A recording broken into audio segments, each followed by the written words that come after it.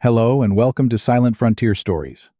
Tonight, I want to share a story that happened on a bitter winter night long ago when snow covered the streets.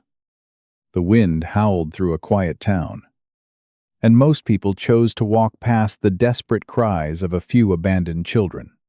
But if you stay with me and listen carefully, you may discover that sometimes it only takes one person willing to step forward to change the fate of many lives. Ruth slammed her fist into Solomon's chest. Once, twice, 3 times. The 6-year-old boy lay blue-lipped on the frozen church floor, not breathing, not moving, while 5 other children watched from the shadows. She hit him again. "Breathe! Breathe, damn you!" Outside, lanterns swung past the window. The whole town of Silver Creek walking by. Not one stopped. Not one knocked. Ruth screamed for help until her throat tore. Nothing. Just footsteps fading into the storm. But on the ridge above town, a stranger with nothing left to lose heard that scream and started running. If you want to see 6 forgotten children fight back against a town that wanted them dead, subscribe now and stay until the very end. Drop a comment telling me which city you're watching from. I want to see how far this story travels. Ruth hit him again. Her frozen fist connected with Solomon's small chest. The sound was wrong, hollow, like hitting a sack of grain instead of a living boy. "Breathe," her voice cracked. "Sol, you breathe right now." Nothing. His lips stayed blue. His eyes stayed closed. Behind her, Pearl started wailing. The 4-year-old's cries echoed off the church walls, high and thin and terrified. Her twin sister Opal pressed both hands over her ears, rocking back and forth. "Make her stop!" Ruth didn't turn around. "Nettie, make her stop!" "I'm trying." 8-year-old Nettie pulled Pearl close, muffling the screams against her shoulder. "Ruth, he ain't dead."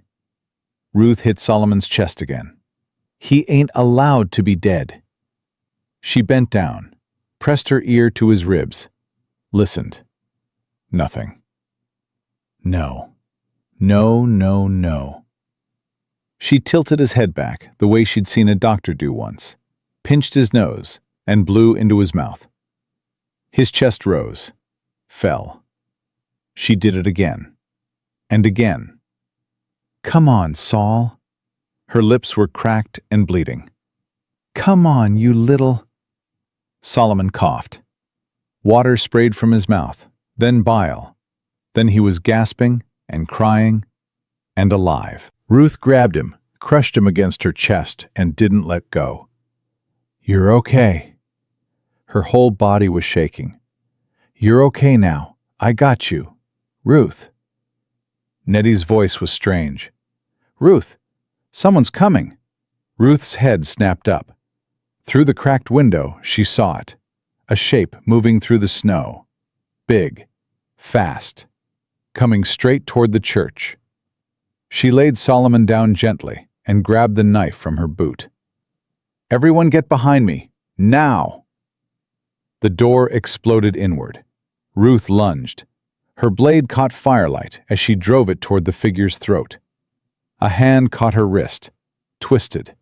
The knife clattered to the floor. "Easy." The voice was low, rough. "I ain't here to hurt you." Ruth kicked. Her boot connected with his shin. He grunted, but didn't let go. "Let me go!" She thrashed like a wild animal. "Let me go or I'll scream!" "You already screamed. That's how I found you." The grip on her wrist loosened. "I heard you from the ridge. Thought someone was dying." Someone was. Ruth yanked her arm free, scrambling backward. Her eyes adjusted to the darkness. The man was tall, broad shoulders, dark beard with frost in it. A scar ran from his left eye to his cheekbone, and his eyes looked like they'd stopped feeling anything a long time ago. "Who are you?" Ruth demanded. "Nobody important." His gaze moved past her to the children huddled in the shadows, then to Solomon, still gasping on the floor. "That boy need a doctor?" "What's it to you?" The man didn't answer. He crossed the church in 3 strides and dropped to his knees beside Solomon. His hands were surprisingly gentle as he touched the boy's forehead, his neck, his chest. "Fever's burning him up." "How long?" Ruth hesitated. "How long, girl? I ain't asking twice." 3 days, maybe 4. "He eat anything?" We ain't had food since... Ruth's voice faltered. I don't remember." The man's jaw tightened. He looked at her, really looked, taking in her hollow cheeks and cracked lips, and the desperate fury in her eyes. "How many of you?" 6. "How old's the youngest?" 4. The twins. His eyes closed, just for a second. When they opened, something had changed, something Ruth couldn't name. "There's a farm 2 miles north. Woman lives there alone, only chimney smoking in the whole valley. She won't help us." Ruth's voice went flat. "Nobody helps Pemberton's orphans." The man went still. Pemberton. He said the name like it tasted rotten. "Judge Pemberton? You know him?" I know his kind. The man lifted Solomon carefully, cradling him like something precious. "That's enough." Ruth watched him stand. Every instinct screamed danger. Strangers took things. Strangers hurt. Strangers left you bleeding in alleyways at midnight. But Solomon was dying, and the town had walked past for 3 days without stopping. "What's your name?" she demanded. Jesse. "Jesse what?" Just Jesse." He headed for the door. "You coming or you staying?" Ruth looked at the children, at Nettie holding the twins, at 10-year-old Toby silent in the corner, his green eyes watching everything, at Solomon barely breathing in the stranger's arms. She picked up her knife. "You try anything, I'll kill you in your sleep." "Wouldn't expect less." Jesse stepped into the storm. "Stay close. Don't fall behind." They walked. Ruth had never known cold like this. It bit through her thin coat, her worn boots, her skin and bones and soul. Every breath burned. Every step was a battle. The twins couldn't keep up. Ruth carried Pearl. Nettie carried Opal. Toby walked in silence, his small body bent against the wind. Jesse never slowed. He moved through the snow like something born to it. Solomon pressed against his chest, his long legs eating up the distance. "Mister!" Nettie's voice was barely audible over the wind. "Mister! I can't feel my feet." Jesse stopped, turned. His eyes found Nettie's purple lips, her shaking body. Without a word, he shifted Solomon to one arm and picked up Nettie with the other. Ruth stared. "Keep moving." His voice was gruff. "We stop, we die." They kept moving. The farmhouse appeared like a ghost through the white. Ruth saw the chimney first, smoke rising thin and gray. Then the house. Then the barn. Then the fence that hadn't been mended in years. Jesse stopped at the gate. "Stay behind me. Whatever happens, don't run." He walked up the path, climbed the porch steps, raised his fist to knock. The door flew open. A woman stood there, thin, brown hair escaping from a braid, eyes like storm clouds, and a shotgun pointed directly at Jesse's chest. "One more step and I pull this trigger." Her hands weren't shaking. Her voice wasn't shaking. Nothing about her was shaking. Jesse didn't move. "Ma'am, I got a dying boy here, 6 years old. Needs warmth and medicine or he won't see morning." Take him to town. Town won't help. Why not? Because he's one of Judge Pemberton's orphans. The woman's face changed. Ruth saw it happen. Something flickered behind those storm cloud eyes. Fear, anger, and something else. Something that looked almost like recognition. How many? The woman asked. 6 children, Jesse's voice was steady. And me. The woman's grip on the shotgun tightened. Her eyes moved past Jesse to Ruth, standing in the snow with Pearl in her arms. To the other children huddled behind her. To the small bodies shaking with cold and fear and desperate hope. The shotgun lowered. Get inside, before you freeze. The farmhouse was warm. Ruth stood in the doorway, unable to move. Heat wrapped around her like arms, like an embrace, like something she'd forgotten existed. Don't just stand there, the woman's voice was sharp. Close the door. You're letting in the cold. Ruth closed the door. Her hands were shaking so hard she could barely work the latch. The woman moved fast. She cleared the table, pulled blankets from a chest, barked orders like a general commanding troops. You, Jesse, put the boy by the fire, not too close. I need the medicine chest from the bedroom, brown leather, top shelf. She looked at Ruth. You, start rubbing his hands and feet. Slow, gentle. We warm him too fast, his heart might stop. Ruth knelt beside Solomon. His skin was cold as marble. She took his small hand in hers and started rubbing. The woman worked without stopping. She stripped Solomon's wet clothes, wrapped him in blankets, pressed a cloth soaked in something sharp-smelling to his forehead. Her hands moved with practiced efficiency. You've done this before, Ruth said. I was a nurse. The woman didn't look up. Before. Before what? Before my husband died. The words hung in the air. Ruth felt them land, heavy and cold. Jesse returned with the medicine chest. The woman opened it, mixed things Ruth didn't recognize, forced liquid between Solomon's blue lips. For a long moment, nothing happened. Then, Solomon coughed, stirred. His eyes fluttered. There you are. The woman's voice softened. There you are, little one. You stay with us now. You hear me? You stay. Solomon's hand found the woman's wrist. His grip was weak, but his eyes were open. Angel, he whispered. The woman went still. What did you say? Angel. Solomon's voice was thread thin. I saw a lady. She said, she swallowed. She said someone's waiting. But he can wait longer. The woman's face drained of color. Her hands started shaking. Ruth watched, confused. What's wrong? What did he say? Nothing. The woman stood abruptly. He's delirious. Fever dreams. She walked to the window, her back to the room. He needs rest. You all do. Ruth wanted to ask more, but the woman's shoulders were rigid, her hands clenched at her sides. Whatever Solomon had said, it meant something. Something painful.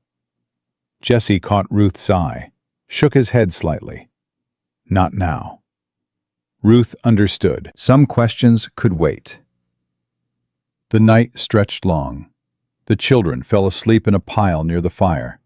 The twins tangled together, Nettie with her arm around Solomon, Toby curled in the corner, his notebook clutched to his chest. Ruth couldn't sleep. She sat watching Solomon breathe, counting each rise and fall of his chest.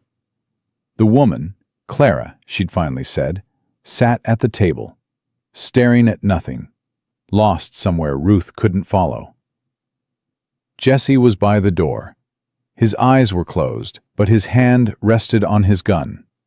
Not sleeping, waiting. You should rest. Clara's voice startled Ruth. She hadn't realized the woman was watching her. Can't, Ruth said. Why not? Because if I sleep, something bad happens. It always does. Clara was quiet for a moment. Then she rose and crossed the room.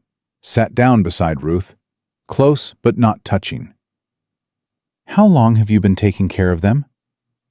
2 years, since the orphanage, since before, really. Where's your mother? Dead. Father? Never had one. Ruth's voice was flat. Mama said he was a gambler, said he loved cards more than he loved us. Clara didn't offer pity, didn't say she was sorry. Ruth was grateful for that. She told me something once, Ruth continued. Said the only person you can count on is yourself. Said everyone else will let you down. That's a hard way to live. It's the only way that works. Clara reached out. Her hand found Ruth's, wrapping around the girl's frozen fingers. Ruth flinched. Touch meant danger. Touch meant someone wanting something. But Clara's hand was warm, and she wasn't asking for anything, just giving. You don't have to carry them alone, Clara said quietly. Not anymore. Ruth's eyes burned. She blinked hard. I don't know any other way. Then we'll figure it out together. Ruth looked at this woman, this stranger who'd taken them in, who'd saved Solomon, who was holding her hand like it mattered. Why? Ruth's voice cracked. Why are you helping us? We're nothing to you. Clara was silent for a long moment. Because 2 years ago, I was alone in a storm, and nobody came. Her voice roughened. My husband was dead. My neighbors turned their backs. The whole town pretended I didn't exist. I know what it feels like to be abandoned. What happened to your husband? Clara's hand tightened on Ruth's. He asked the wrong questions about the wrong people, and then he had an accident. The word hung between them. Accident. Ruth had heard it before. The Pemberton word. The word that meant murder, dressed up in Sunday clothes. Judge Pemberton, Ruth said. Clara's breath caught. You know something. Her voice sharpened. What do you know? Ruth looked at Toby in the corner, the silent boy with the green eyes who saw everything and forgot nothing. Toby, she said quietly, show her. Toby didn't speak. He never spoke, but he opened his notebook and held it up. Clara leaned forward. Her face went white. The drawing showed a man, well-dressed, silver hair, expensive coat. A face that smiled even when the eyes didn't. Ruth had seen that face in her nightmares every night since they'd run. You know him, Ruth said. Clara's voice came out strangled. That's the last man my husband met with, the day before he died. The room went silent. Even the fire seemed to stop crackling. Your husband came to the orphanage. Ruth spoke slowly, carefully. Month before he died, asking questions about children, about where they were being sent. The judge was real nice to him, real friendly. And then he had an accident. Clara made a sound, half sob, half something darker. Jesse moved. He crossed the room in 3 strides and took the notebook from Toby's hands, studied the drawing. I know this man, he said quietly. Clara looked at him. How? Jesse's jaw worked. He was silent for a long moment. I've been hunting someone. 4 years now. A man who... His voice caught. A man who took everything from me. Ruth watched his face, saw the pain there, the rage, the grief. She understood those things. She carried them too. What did he take? Clara asked. Jesse didn't answer, but his eyes moved to Solomon sleeping by the fire, to the twins tangled together, to Nettie with her protective arm. Everything, he said finally. He took everything. The silence stretched. Then Clara spoke. "There's a ledger. Ruth mentioned it earlier. A ledger in Pemberton's desk." She looked at Ruth. "You said you saw it. What's in it?" Ruth took a breath. "Names," she said. "Dates, numbers. Every child that's come through his orphanage for 10 years. Where they came from, where they went, how much they sold for." Sold? To the mines, to the railroad, to anyone who'd pay. Ruth's voice hardened. "We ain't orphans to him, ma'am. We're livestock. He's been selling children for years, hundreds of them, maybe more." Clara's hands curled into fists. "And my husband found out." "Your husband was close, real close." Ruth looked at Toby's drawing, close enough that Pemberton had to stop him. The pieces connected. Ruth watched Clara's face as understanding dawned. Horror, rage, and underneath it all, the cold certainty of truth. "He killed Thomas," Clara whispered. "The judge murdered my husband." "Yes, ma'am." Ruth's voice was steady. "He did." Clara stood. Her whole body was shaking now, but not with fear, with fury. She walked to the window, stood there for a long moment, staring out at the snow. When she turned back, her eyes were different, harder, clearer. "That ledger," she said. "Where is it?" "Locked in his desk, in his office at the courthouse." "Can you get to it?" Ruth hesitated. "It's guarded, always.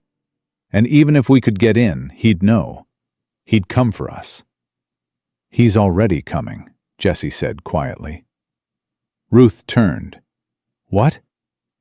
Jessie was looking out the window. His face had gone still. "I went through town before I found you. Asked about shelter, about the storm. People noticed. People talked." So a man like Pemberton has eyes everywhere. He knows a stranger came through. He knows 6 of his orphans are missing. And by morning, Jessie's jaw tightened. By morning, he'll know exactly where we are. Ruth felt the blood drain from her face. "We have to run." "Run where?" Clara's voice was sharp. "The storm's not done. The passes are blocked. There's nowhere to go." "Then what do we do?" Jessie turned from the window. His eyes found Ruth's, then Clara's. "We don't run," he said. "We fight." "Fight?" Ruth's voice cracked. "Fight the judge? He owns this whole territory. He's got men, money, connections. He's—" "One man," Jessie cut her off. "One man who's gotten away with murder because nobody stood up to him. One man who's built his whole empire on fear and silence." "He's more than that." "No, he ain't." Jessie's voice hardened. "I've hunted men like Pemberton for 20 years. They look powerful because people let them look powerful. But underneath," he shook his head, "underneath, they're cowards. Every single one." Clara stepped forward. "What are you saying?" "I'm saying we don't run. I'm saying we get that ledger. I'm saying we show every newspaper, every federal marshal, every honest person in this territory what Pemberton really is. And if we fail, then we die fighting instead of running." Jessie's eyes never wavered, but at least we die standing up. Ruth looked at him. This stranger who'd pulled her from a frozen church, who'd carried Solomon through the snow, who was offering to fight for children he'd known for less than a day. "Why?" she demanded. "Why do you care? We're nothing to you." Jessie was quiet for a moment. When he spoke, his voice was rough. "Because I had children once. Because I wasn't there when they needed me. Because I've spent 4 years running from that failure, and I'm tired of running. He looked at Solomon, at the twins, at Nettie and Toby. Because every child deserves someone willing to fight for them. And right now, he met Ruth's eyes. Right now, that someone is me. Ruth stared at him. She'd trusted people before. It had always ended badly. But Solomon was alive because of this man. They were warm because of Clara. And somewhere outside, a monster was coming for them whether they fought or not. She looked at Toby. The silent boy nodded once. She looked at Clara. The woman's jaw was set. She looked at Jessie and saw something she hadn't seen in a long time. Something almost like hope. "Fine," Ruth said. "We fight." Jessie almost smiled. "Good. Then we need a plan." Dawn came gray and cold. Ruth stood at the window watching the sky lighten. Behind her, the children slept. Clara was preparing food. Jessie was checking his weapons. They'd talked through the night, made plans, assigned roles. It wasn't much, a half-formed strategy built on hope and desperation. But it was something. Jessie came to stand beside her. "You should sleep," he said. "Can't." "I know." He was quiet for a moment. "You're a good leader, Ruth. Those children are alive because of you. They're alive because I was too stubborn to let them die." "Same thing." Jessie's voice softened. "My daughter was stubborn like you. Never backed down from anything. Drove me crazy." Ruth looked at him. His daughter? Jessie's face flickered. Just for a moment, pain broke through. Her name was Sarah. She was 10. What happened to her? The same thing that happened to all of them. The thing I wasn't there to stop. He didn't say more. Ruth didn't ask. Some wounds weren't meant to be opened. "Riders!" Clara's voice cut through the silence. "On the ridge!" Ruth's blood went cold. She ran to the other window, looked out. 5 men on horseback, coming fast. And at the front, silver hair catching the morning light, rode Judge Malcolm Pemberton. "He's here," Ruth breathed. Jessie was already moving. He grabbed his rifle, checked the chamber. "Clara, get the children to the root cellar. Ruth, help her." "What about you? I'll buy you time." "Buy us time? There's 5 of them and 1 of you. I faced worse odds." Jessie's eyes found hers. "Get those children somewhere safe. That's what matters." Ruth wanted to argue, wanted to fight beside him. But the twins were crying, and Solomon could barely walk, and someone had to protect them. "Don't you dare die," she said fiercely. "Wasn't planning on it." Jessie almost smiled. "Now go." Ruth ran. She gathered the children, herded them toward the back of the house. Clara was already lifting the cellar door, ushering them down into the darkness. "What's happening?" Nettie's voice trembled. "Ruth, what's happening?" "Bad men are here." Ruth kept her voice steady. "We're going to hide until they're gone."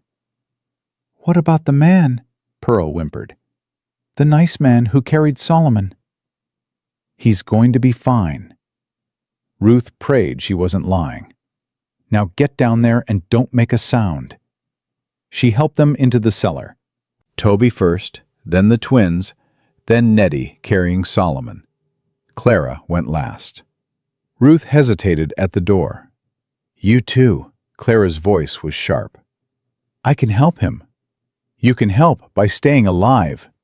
Clara grabbed her arm. "Those children need you, Ruth. Don't you dare throw that away." Ruth looked back toward the front of the house. She could hear hoofbeats now. Close. Getting closer. She climbed into the cellar. Clara pulled the door shut above them. Darkness. Silence. And the sound of Ruth's heart pounding like a war drum. They waited. Above them, the front door crashed open. Voices, loud, demanding. "Where are they, Mrs. Thornton?" Pemberton's voice, smooth as oil. "I know they're here. Make this easy on yourself." Clara's voice, muffled but defiant. "I don't know what you're talking about." A crash, something breaking. Ruth's hand found her knife.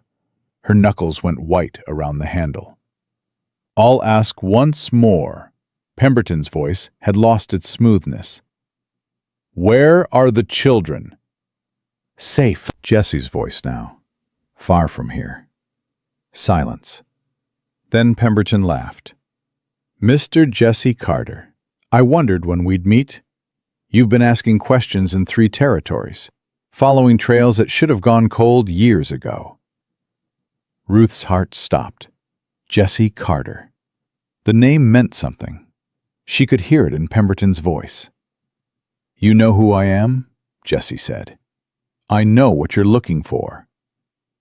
Pemberton's voice dripped with amusement. "A man named Ezekiel Holt. The man you think burned your family." Ruth heard Jesse's breath catch. "Think? Oh, Mr. Carter, you've been chasing the wrong ghost. Holt didn't kill your wife and children. He was just convenient." "What are you saying?" "I'm saying Holt worked for me, did what I told him when I told him. And when he became a liability..." Pemberton paused. "Well, let's just say you'll never find his body." Ruth pressed her hand over her mouth. Beside her, Clara had gone rigid. "So all this time..." Jesse's voice was strangled. "All this time I was hunting your dog, while the real monster sat in a courthouse." "Monster?"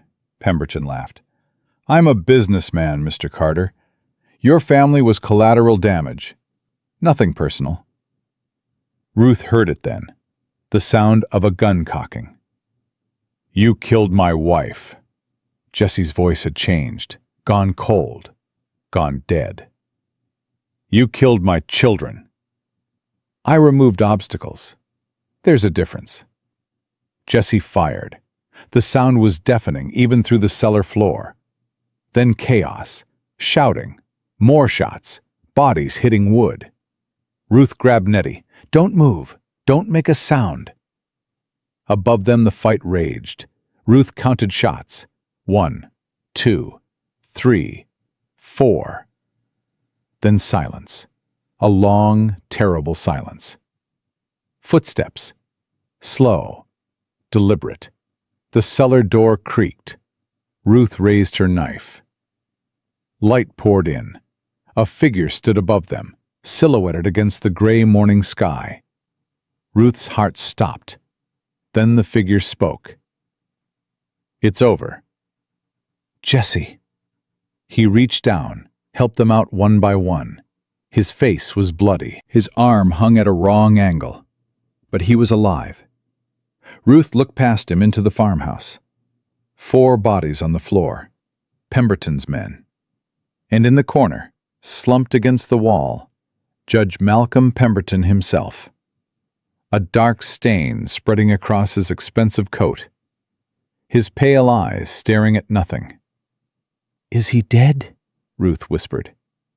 "Not yet." Jesse's voice was flat, but close. Ruth walked toward the dying man. Pemberton's eyes found her. Even now, even bleeding out on the stranger's floor, he managed to smile. "Little Ruth," his voice bubbled. "The one who got away." Ruth knelt beside him. "The ledger," she said. "Where is it?" Pemberton laughed. Blood flecked his lips. "Burn," he coughed. "Told them to burn everything if I didn't come back." Ruth felt her heart drop. No, she'd been so close to proving everything, to freeing every child still trapped in that hellhole. But Pemberton was still talking. "Copies." His voice was fading. "Made copies. Sent them to my lawyer. Insurance. In case what? In case someone ever got close. His eyes glazed. Like your husband did, Mrs. Thornton. Clara stepped forward. Her face was pale, but her voice was steady. Where did you send the copies? Pemberton smiled one last time. Brennan. He whispered the name like a curse. Marcus Brennan. Helena. Then his eyes went empty. Ruth stood slowly. Behind her, the children were crying. Clara was shaking. Jessie was bleeding. But Pemberton was dead. And somewhere in Helena there was proof. Proof of everything. Proof that could save hundreds of children. Proof that could bring justice to everyone the judge had destroyed. Ruth looked at Clara, at Jessie, at the 6 children who'd survived against impossible odds. It ain't over, she said. Not yet. Jessie nodded. His good hand found her shoulder. No. His voice was rough but steady. It ain't over. But for the first time in a long time, he looked at the children, at Clara, at the dead man on the floor. For the first time, we got a chance. Ruth felt something loosen in her chest, something she'd been carrying for years. Not hope, not yet, but something close. The blood wouldn't come off Ruth's hands. She scrubbed them in the basin Clara had set out, watching the water turn pink, then red, then something darker. Pemberton's blood. A dead man's blood. She should feel something about that. Horror, maybe, or guilt. She felt nothing. You're going to scrub your skin off. Ruth looked up. Jessie stood in the doorway, his arm bound in a makeshift sling, his face pale beneath the bruises. He'd lost a lot of blood. Too much, Clara said, but he was standing. That had to count for something. I can still see it, Ruth said, under my fingernails, in the lines of my palms. It fades. Jessie's voice was quiet. Eventually. Does it? No. He crossed the room slowly, lowered himself into a chair with a grunt of pain. But you learn to live with it. Ruth dried her hands on a rough cloth. The water in the basin was the color of rust now. She pushed it away. The children? Sleeping. Clara's got them in the back room. Even the twins finally stopped crying. And Solomon? Fever broke an hour ago. He's going to make it. Ruth closed her eyes. Something tight in her chest loosened. Just a fraction. Good. That's good. Jessie was quiet for a moment. When he spoke again, his voice was different. Softer. You did well today. Kept your head. Kept them safe. I hid in a cellar while you killed 4 men. You protected those children. That's what mattered. Ruth looked at him. At the blood on his shirt, the exhaustion in his eyes, the way his hand trembled slightly when he moved. You almost died. Almost ain't dead. That ain't funny. Wasn't trying to be funny. Jessie met her gaze. I made a choice. Same choice I'd make again. Why? The question hung between them. Ruth had asked it before, back in the church, when he'd first found them. She hadn't really believed his answer then. But now, after everything, she needed to understand. Jessie was silent for a long moment.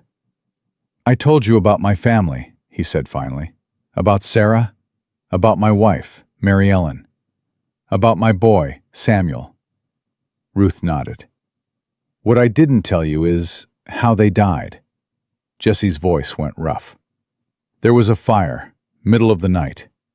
I was 300 miles away, chasing a man I thought had robbed a bank in Cheyenne. He stopped, swallowed hard. By the time I got word, by the time I got home, there was nothing left. Just ashes. Just 3 graves the neighbors had dug because nobody else would do it. Ruth felt her throat tighten. I spent 4 years telling myself it was Holt's fault, that he'd set the fire to punish me for hunting him, that if I could just find him, just make him pay, it would mean something.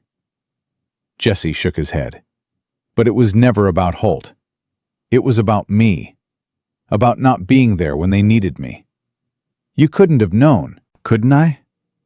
Jesse's eyes were bright with something that might have been tears. Mary Ellen begged me not to take that job, said she had a bad feeling, said the children needed their father home. He laughed, bitter and broken. I told her I'd be back in 2 weeks, told her the money was too good to pass up, told her she was worrying over nothing. Jesse, I was a coward, Ruth. Dressed it up in duty and responsibility, but underneath, I was running. Running from the hard work of being a husband and father. Running from the parts of life that scared me. That ain't true. It is, Jesse's voice cracked, and I've been running ever since. 4 years of chasing ghosts, telling myself it was justice when really, it was just another way to hide. So why stop now? Ruth asked. Why us? Jesse looked at her, really looked. Because when I heard you scream in that church, something broke. He pressed his hand to his chest. Right here. Something that had been frozen for 4 years just cracked. Ruth didn't speak. I looked at those children and I saw Sarah, saw Samuel, saw every kid I'd failed to protect because I was too busy running. Jesse's jaw tightened, and I thought, maybe this is it. Maybe this is why I'm still alive. Not for revenge, not for justice, but for them. You don't even know us. I know enough. Jesse leaned forward. I know you've been carrying those children on your back for 2 years. I know you've starved so they could eat. I know you'd die for any one of them without thinking twice. So would anyone. No. Jesse shook his head. They wouldn't. I've seen what people do when things get hard. They look away. They walk past. They tell themselves it ain't their problem. His eyes held hers. You didn't do that. You could have run on your own. Ruth felt something burning behind her eyes. She blinked hard. I didn't have a choice. Everyone has a choice. Jesse's voice softened. You just made the right one. The tears came then. Ruth couldn't stop them. They spilled down her cheeks, hot and sudden, and she hated herself for crying, hated the weakness of it. But she couldn't make them stop. Jesse didn't move, didn't try to comfort her, just sat there, solid and steady, while she fell apart. I'm so tired, Ruth whispered. I'm so tired of being strong. I know. I don't know how to stop. You don't have to. Jesse's voice was quiet. But you don't have to do it alone anymore, either. Ruth wiped her face with the back of her hand. Her eyes were raw, her chest ached. But for the first time in years, the weight on her shoulders felt lighter. Clara found them an hour later. She stood in the doorway, a cup of coffee in each hand, her face drawn with exhaustion. She'd been up all night tending to Solomon, cleaning up the blood, dealing with the bodies Jesse had dragged out to the barn. We need to talk, she said. Ruth straightened. What's wrong? Nothing's wrong. Clara handed them each a cup, then pulled up a chair. But we've got decisions to make. Helena, Jesse said. Helena, Clara agreed. Marcus Brennan. The copies of Pemberton's ledger. How far? Ruth asked. 4 days' ride, maybe 5 in this weather. Clara's jaw tightened. And that's assuming the passes are clear. They won't be, Jesse said. Not this time of year. Then we go around, through the valley. That adds 2 days. And it takes us through Dawson's territory. Ruth frowned. Who's Dawson? Pemberton's partner. Clara's voice went flat. Runs the mining operations in the Southern District. Half the children Pemberton sold ended up in Dawson's mines. Ruth felt her blood go cold. So we'd be walking straight into enemy territory. We'd be walking straight into a hornet's nest. Clara set down her cup. But it's the only route that's passable in winter. Can we wait? Ruth asked. Wait for spring, when the passes open? Clara and Jessie exchanged a look. What? Ruth demanded. What ain't you telling me? Pemberton's dead. Jessie's voice was grim. By now, someone's noticed he hasn't come back. His men, his allies, the people who depended on his protection. So? So they're going to come looking, and when they find what's left of him in Clara's barn, Jessie shook his head. They'll burn this place to the ground, with us inside if they can manage it. Ruth's stomach dropped. How long? A day, maybe 2. Clara stood, walked to the window. Word travels fast in this territory. Someone will talk. Someone always talks. Then we leave, now. We can't. Jessie's arm is broken. Solomon can barely walk. The twins... Clara's voice caught. The twins are 4 years old, Ruth. They can't survive a 5-day journey through the mountains in winter. So what do we do? Clara was quiet for a long moment. We split up, she said finally. Ruth went cold. No, listen to me. Clara turned from the window. Jessie takes the older children. You, Nettie, Toby. You're strong enough to make the journey. Fast enough to outrun anyone who comes after you. And the others? I take Solomon and the twins. Go the other direction, to my sister's place in Millbrook. Ruth was shaking her head before Clara finished. No, absolutely not. We stay together. Ruth? I said no. Ruth's voice cracked. I've lost too many people. I won't lose any more. This isn't about what you want. Clara's voice sharpened. This is about keeping them alive. All of them. And splitting up does that? It gives us a chance. Clara crossed the room, knelt in front of Ruth. Look at me. Ruth looked. I know what I'm asking, Clara said quietly. I know how hard it is. But those children are counting on us to make the smart choice, not the easy one. The smart choice. Ruth laughed, bitter and broken. The smart choice would have been leaving them in that orphanage. The smart choice would have been running by myself. But you didn't. No, I didn't, and I ain't going to start now. Clara stared at her. Something shifted in her face. Frustration. Admiration. Something else Ruth couldn't name. You're the most stubborn girl I've ever met. I've been told. It wasn't a compliment. I know. They stared at each other. 2 stubborn women, neither willing to give ground. Jessie cleared his throat. There might be another way. Both women turned. What way? Clara demanded. The railroad. Jessie's voice was thoughtful. There's a station in Cedar Crossing, 20 miles east. I know the station, Clara said. But the railroad doesn't go to Helena. No, but it goes to Fort Benton. And from Fort Benton, there's a stagecoach that runs north. Through Dawson's territory. Around it, through federal land. Jessie leaned forward. Protected route. Armed guards. No one touches passengers on that coach. Ruth felt something flutter in her chest. Hope. Dangerous, fragile hope. How do you know this? I've ridden it before, twice. Jessie met her eyes. It's how I got into the territory in the first place. Clara was frowning. The railroad costs money, a lot of it, and we've got nothing. Jessie reached into his coat, pulled out a leather pouch, set it on the table. Pemberton's men were carrying this.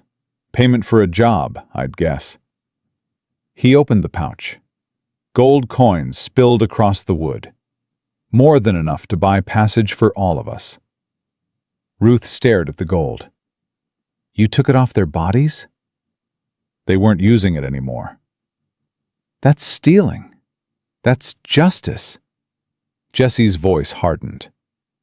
Every cent of that gold was earned by selling children, by destroying families, by murdering anyone who got in the way. He swept the coins back into the pouch. Seems fitting it pays for our escape. Ruth looked at Clara. The woman's face was unreadable. 20 miles, Clara said slowly. Can we make it in a day? If we leave now, if we don't stop. The children? We carry the ones who can't walk. Jesse stood, wincing at the pain in his arm. We move fast, we stay quiet, and we pray nobody's watching the roads yet. Clara was quiet for a long moment. Then she nodded. Get them ready. We leave in an hour. The children didn't understand. Ruth tried to explain while she helped them dress in every piece of warm clothing Clara could find. Tried to make them see that they were running towards something, not just away. But all they heard was leaving. I don't want to go, Pearl's small face crumpled. I want to stay here. It's warm here. I know, baby. Ruth knelt in front of her. But we can't stay. Bad men are coming. More bad men? Yes. Will the nice man stop them? Pearl's eyes were wide. Like he stopped the other ones? Ruth looked at Jesse across the room. He was helping Toby into an oversized coat, his movements gentle despite his broken arm. He's going to try, Ruth said, but we have to help him. We have to be brave. I don't want to be brave. Pearl started crying. I want Mama. Ruth felt her heart crack. I know. She pulled Pearl close. I know you do. She held the little girl while she sobbed, felt Opal press against her side, joining the tears. And for a moment, Ruth let herself imagine what it would be like to be 4 years old again, to believe that someone else could fix everything, to trust that the world was safe. She couldn't remember ever feeling that way. Ruth, she looked up. Clara stood over her, face tight with urgency. We have to go. Now. What's wrong? Clara moved to the window, nodded toward the ridge. Ruth looked. Her blood turned to ice. Riders, a dozen of them at least, coming fast. How? Ruth's voice cracked. How did they find us so fast? Doesn't matter. Jesse was already gathering the children. Back door, now. They ran, out through the kitchen, across the yard, into the barn where the horses waited, already saddled, already loaded with supplies. Jesse lifted Solomon onto the first horse. Clara took the twins. Ruth grabbed Nettie's hand. Can you ride? She demanded. A little. Nettie's face was pale. Ruth, I'm scared. Me too. Ruth swung up onto the horse, pulled Nettie up behind her. But we're going to be okay. Hold on tight. Toby mounted the last horse without a word. His green eyes were calm, watchful. He'd seen worse than this. They all had. Go! Jesse kicked his horse forward. Don't stop for anything. They burst out of the barn just as the first riders crested the ridge. Someone shouted. A gunshot cracked through the cold air. Ruth bent low over her horse's neck, felt Nettie's arms tighten around her waist. Don't look back, she told herself. Don't look back. She looked back. The riders were gaining. A dozen men, maybe more, spreading out across the snow like wolves hunting prey. And at their head, a man Ruth didn't recognize. Tall, thin, dressed in black like a preacher at a funeral. Dawson! Clara shouted over the wind. That's Dawson! Ruth felt fear spike through her chest. The mining boss. Pemberton's partner. The man who'd bought hundreds of children and worked them to death in his tunnels. And he was coming for them. Faster! Jesse's voice was ragged. We have to go faster! The horses were already at a gallop, already pushed to their limits. Ruth could feel her mount straining beneath her, hooves pounding against the frozen ground. It wasn't enough. The riders were still gaining. Another gunshot, closer this time. Ruth heard it whistle past her ear. Nettie screamed. "Hold on!" Ruth's voice was steady. "Hold on! I've got you!" But she didn't know if she did. Didn't know if any of them were going to make it. The tree line appeared ahead. Dense forest, too thick for horses to navigate at speed. If they could reach it, if they could lose themselves in the shadows. Jesse saw it too. "The trees!" he shouted. "Make for the trees!" They veered right. Clara's horse stumbled, nearly went down, but she kept it upright through sheer force of will. Another gunshot. This one caught Jesse's horse in the flank. The animal screamed, buckled, went down hard. Jesse flew from the saddle. No! Ruth hauled on her reins, tried to turn back. "Jesse! Keep going!" His voice rose from the snow. "Don't stop. Don't ever stop. I'm not leaving you." "You are." Jesse was on his feet now, his gun in his good hand, placing himself between the riders and the children. "This is what I'm for, Ruth. This is why I'm still alive." "Jesse, tell them I tried." His voice cracked. "Tell them I finally stopped running." He turned, raised his gun, and started walking toward the riders. Ruth couldn't breathe. She watched Jesse advance, watched him fire once, twice, 3 times, watched 2 riders fall from their horses, watched Dawson raise his own weapon. "Come on," Clara's voice was sharp. "Ruth, come on. We can't waste what he's giving us." Ruth tore her eyes away. She kicked her horse forward, into the trees, into the shadows, into whatever came next. Behind her, the gunfire continued, then stopped. Ruth didn't look back. They rode until the horses couldn't run anymore.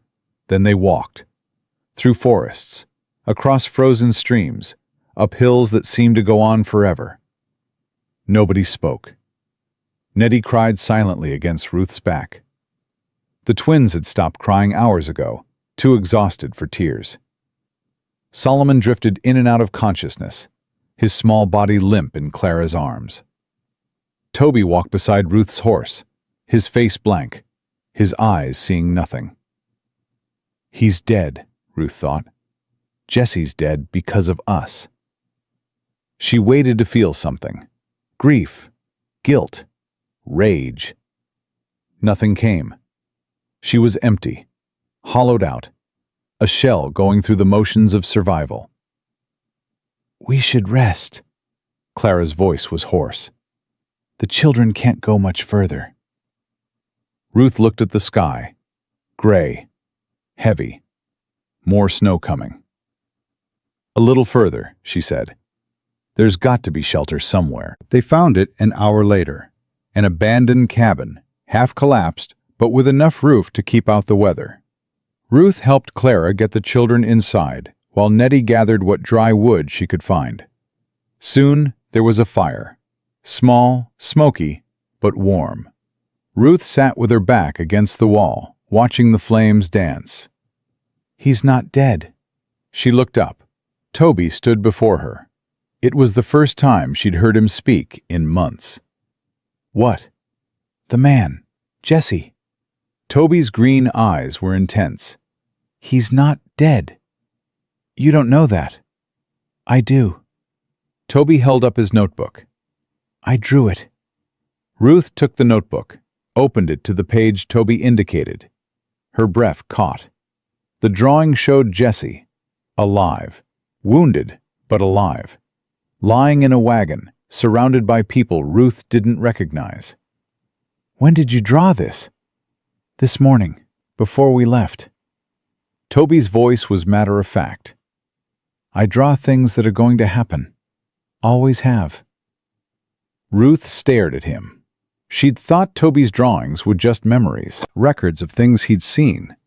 But this... You're telling me you see the future? Sometimes, Toby shrugged. Not always clear, but sometimes. And you didn't think to mention this before? You didn't ask. Ruth wanted to scream, wanted to shake him, wanted to demand why he hadn't warned them about Pemberton, about Dawson, about any of it. But looking at his face, at the calm certainty in his eyes, she understood. He was 10 years old. He'd been carrying this gift, this burden, alone. And nobody had ever asked. What else have you seen? Toby was quiet for a moment. Then he turned to another page. Ruth looked. A city, buildings she didn't recognize, and standing in front of them, a group of people. Ruth, Clara, the children, and Jessie. Alive, whole. Helena, Toby said quietly. We make it to Helena. All of us. Ruth felt tears burning her eyes. How do you know that's Helena? Because of him. Toby pointed to another figure in the drawing. A man in a suit, holding a stack of papers. The name on the door behind him was clear, even in rough charcoal strokes. Marcus Brennan, attorney at law.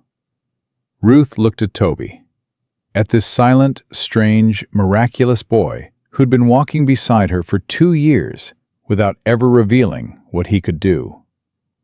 Why didn't you tell anyone? She whispered. Toby's face flickered. Just for a moment, pain broke through. Last person I told called me a demon, tried to burn it out of me. He touched the scar on his wrist, the one Ruth had always assumed came from the orphanage. I learned to keep quiet. Ruth's heart broke. You're not a demon, she said fiercely. You hear me? You're a gift. You're a miracle. Toby almost smiled. The others wouldn't understand. They will. Ruth took his hand. I'll make them understand. And for the first time in months, Toby's fingers squeezed back. Clara didn't believe it. That's impossible, she said when Ruth showed her the drawings. Nobody can see the future. I didn't say I believed it either. Ruth kept her voice calm. But look at the details. Helena, Brennan's office, all of us together. It could be wishful thinking, a child's fantasy, or it could be real. Clara stared at the notebook. Her face was unreadable. Even if it is, she said slowly, even if Jesse's alive, we can't go back for him. I know. We have to keep moving. Get the children to safety. That's what matters. I know. Ruth closed the notebook. But when this is over, when we've done what we came to do... Clara met her eyes. We find him, Clara said quietly. Whatever it takes, we find him. Ruth nodded. It wasn't much. A promise built on hope and a child's drawings. But it was something to hold on to. And right now, that was enough. They reached Cedar Crossing 2 days later. The town was small, a handful of buildings clustered around the railroad station. A general store, a saloon, a church with a crooked steeple. Ruth looked at it and saw danger. They'll be watching, she said. Dawson's people. They'll have sent word ahead. Probably. Clara adjusted Solomon in her arms. But we don't have a choice. The next station is 50 miles. So we walk in there and hope nobody recognizes us? We walk in there and buy tickets like normal travelers. Clara's voice was firm. Nobody knows what we look like. Nobody knows who we are. Ruth wasn't sure that was true, but she was out of options and out of time. Stay close, she told the children. Don't talk to anyone. If someone asks, we're family heading to Fort Benton for my aunt's funeral. What's an aunt? Pearl asked. Your mama's sister. Ruth took her hand. Now remember, stay quiet, stay close. They walked into town. Nobody looked at them twice. Just another poor family moving through, beaten down by winter and hard times. Ruth kept her head down, her shoulders hunched, her face forgettable. The station was warm. Ruth felt the children relax as the heat washed over them. Even she had to fight the urge to stop, to rest, to let her guard down. Can I help you? The man behind the counter was old, gray-bearded, suspicious. Tickets to Fort Benton, Clara said. For all of us. That's 8 tickets. The man's eyes moved over the children. Expensive. Clara set the gold on the counter. The man's eyes widened. We're in a hurry, Clara said. When's the next train? The man stared at the gold, then at Clara, then at the children. Ruth's hand found her knife. 2 hours, the man said finally. Platform 3. He took the gold, counted out tickets, slid them across the counter. Safe travels, he said, and his eyes said something else entirely. Ruth grabbed the tickets. Thank you, she said, and walked away before he could ask any more questions. They found a corner of the waiting room and huddled together. Ruth watched the door, watched the windows, watched everyone who walked past.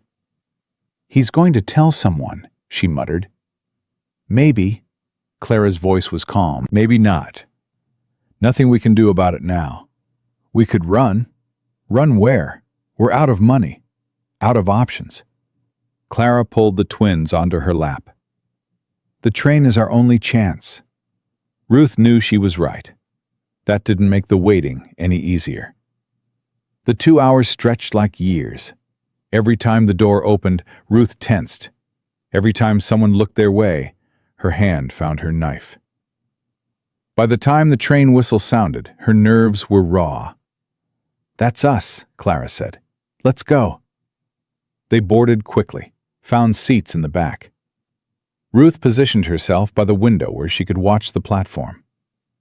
The conductor came through, checked their tickets, moved on.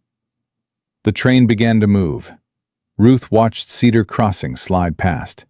The station, the stores, the church with a crooked steeple. And standing on the platform, watching them go, a man in a black coat. Dawson. Ruth's blood went cold. He'd found them. He knew where they were going, and there was nothing she could do about it. Clara, she whispered, I see him. Clara's voice was steady. But he can't stop us now. Not on a federal train. He'll be waiting at the other end. Then we'll deal with it at the other end. Ruth looked at her. At this woman who'd lost everything and kept fighting. Who'd taken in 6 strangers and called them family. Who faced impossible odds with the same calm determination she used to bake bread. How do you do it? Ruth asked.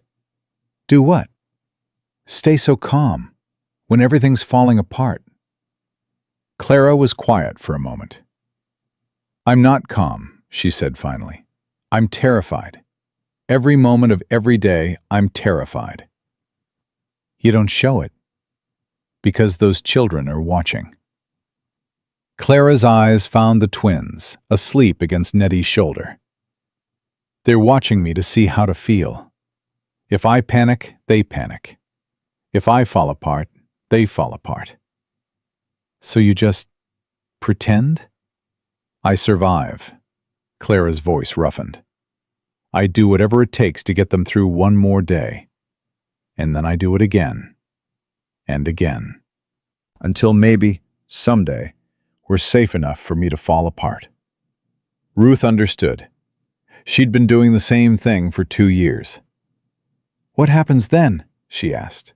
When we're safe? I don't know. Clara almost smiled. I've never been safe before. The train rattled north. Outside, the world turned white, and somewhere behind them, Dawson watched and waited. But for now, for this moment, they were moving. They were together. They were alive. And that would have to be enough. The train rocked through the night. Ruth couldn't sleep. She sat with her back against the window, watching the darkness slip past, listening to the rhythm of iron wheels on frozen tracks.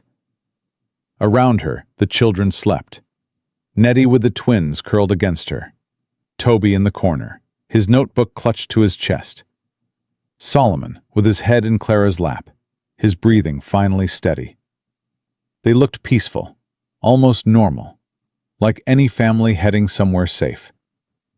Ruth knew better. "You should rest." She turned. Clara was watching her, eyes bright in the dim lamplight. "Can't," Ruth said. "You've been awake for 2 days. I'll sleep when we're safe." Clara almost smiled. "You sound like me. Maybe that ain't a compliment. Maybe it is." They sat in silence for a moment. The train swayed. Someone coughed in the car ahead. "He saw us," Ruth said finally. "Dawson. He knows where we're going. He knows we're on this train. He doesn't know where we're getting off. You think that matters?" Ruth's voice hardened. "He's got money. He's got men. He'll have someone waiting at every station between here and Fort Benton." "Probably. So what do we do?" Clara was quiet for a moment. Her hand moved absently through Solomon's hair. "We get off early," she said, "before Fort Benton." "Where?" "There's a town called Miller's Gap. Small place. Stagecoach runs through twice a week." Clara met Ruth's eyes. "It's not on the main route. Dawson might not think to watch it." "Might not isn't good enough. It's all we've got." Ruth wanted to argue, wanted to scream that might not wasn't a plan, it was a prayer. But she was too tired for fighting, too tired for anything except putting one foot in front of the other. "When do we get there?" "Dawn, maybe a little after. Then I'll wake the children. Let them sleep a little longer." Clara's voice softened. "God knows when they'll get another chance." Ruth nodded. She turned back to the window, watching the darkness. Somewhere out there, Jesse was alive. Toby's drawing said so. But alive didn't mean safe. Didn't mean they'd ever see him again. She touched the knife at her belt. Cold comfort, but comfort nonetheless. "Hang on," she thought. "Wherever you are, just hang on." The train rattled on. Miller's Gap was barely a town. Ruth counted the buildings as they walked from the station. General store, livery stable, saloon, a church that looked like it might collapse if someone sneezed too hard. No sheriff's office, no telegraph, nothing that connected this place to the outside world. Good, Ruth thought. That's good. The stagecoach office was a shack behind the livery. An old man sat outside, whittling something that might have been a horse. "Help you?" He didn't look up. "We need passage to Helena," Clara said. "All of us." "Helena?" The old man spat tobacco juice into the snow. "That's 200 miles through hard country." "Can you get us there?" "Maybe." He squinted at the children. "That's a lot of young ones for a trip like that." "They're tougher than they look." "They'd have to be." The old man finally looked up. His eyes were sharp, despite his age. "Stage leaves tomorrow morning. $20 a head." Clara's face didn't change. She counted out the coins. Gold clinked against wood. The old man stared at it. "That's a lot of money," he said slowly, "for folks who looked like they ain't got 2 pennies to rub together." "We had a good year." "Did you now?" The old man's eyes moved over them, over Ruth's knife, over Clara's watchful stance, over the children huddled together like they expected the world to hurt them. "I don't want trouble," he said finally. Neither do we. Then we understand each other. He swept the coins into his pocket. Stage leaves at dawn. Don't be late. They found a room above the saloon. It wasn't much. One bed, a fireplace, a window that rattled in the wind. But it was warm, and it was hidden. And right now, that was enough. The children collapsed in a pile on the bed. Even Ruth felt the exhaustion pulling at her, dragging her down like weights tied to her bones. "Sleep," Clara said. "I'll keep watch." "You need rest too." "I'll rest when we're in Helena." Clara moved to the window. Right now, someone needs to stay awake. Ruth wanted to argue, but her eyes were already closing, her body giving up the fight. "Wake me if anything happens." "I will." Ruth let go. She dreamed of fire. Not the church, not Pemberton. Something older. Something she'd buried so deep she'd forgotten it existed. She was 7 years old again, standing in the doorway of her mother's room. The lamp was overturned. Flames were climbing the curtains. "Mama?" Her voice was small, scared. "Mama, wake up."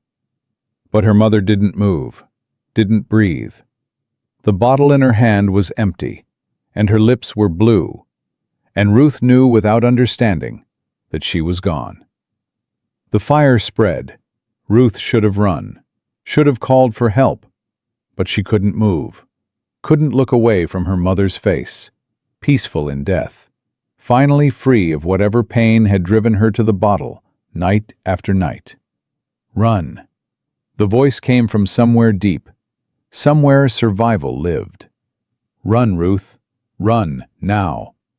She ran, through the flames, through the smoke, through the door and into the street, where people were already gathering, pointing, shouting. Someone caught her, asked if there was anyone else inside. Ruth shook her head.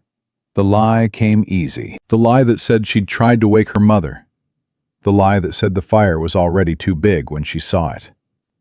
The lie that let people feel sorry for her instead of asking the questions that would destroy her. She never told anyone the truth. That she'd stood there for minutes while the flames grew. That part of her had known her mother was dead before the fire even started.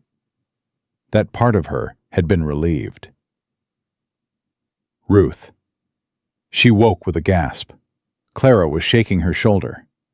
The room was gray with early light. "Time to go," Clara said.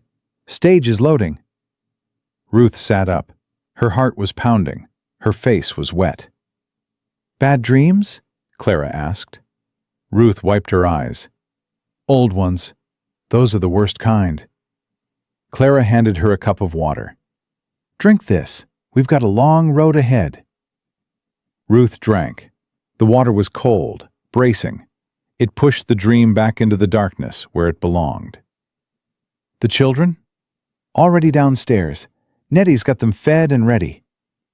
Ruth stood. Her legs were shaky, but they held. "Let's go." The stagecoach was ancient. Ruth looked at it and wondered if it would make it 10 miles, let alone 200.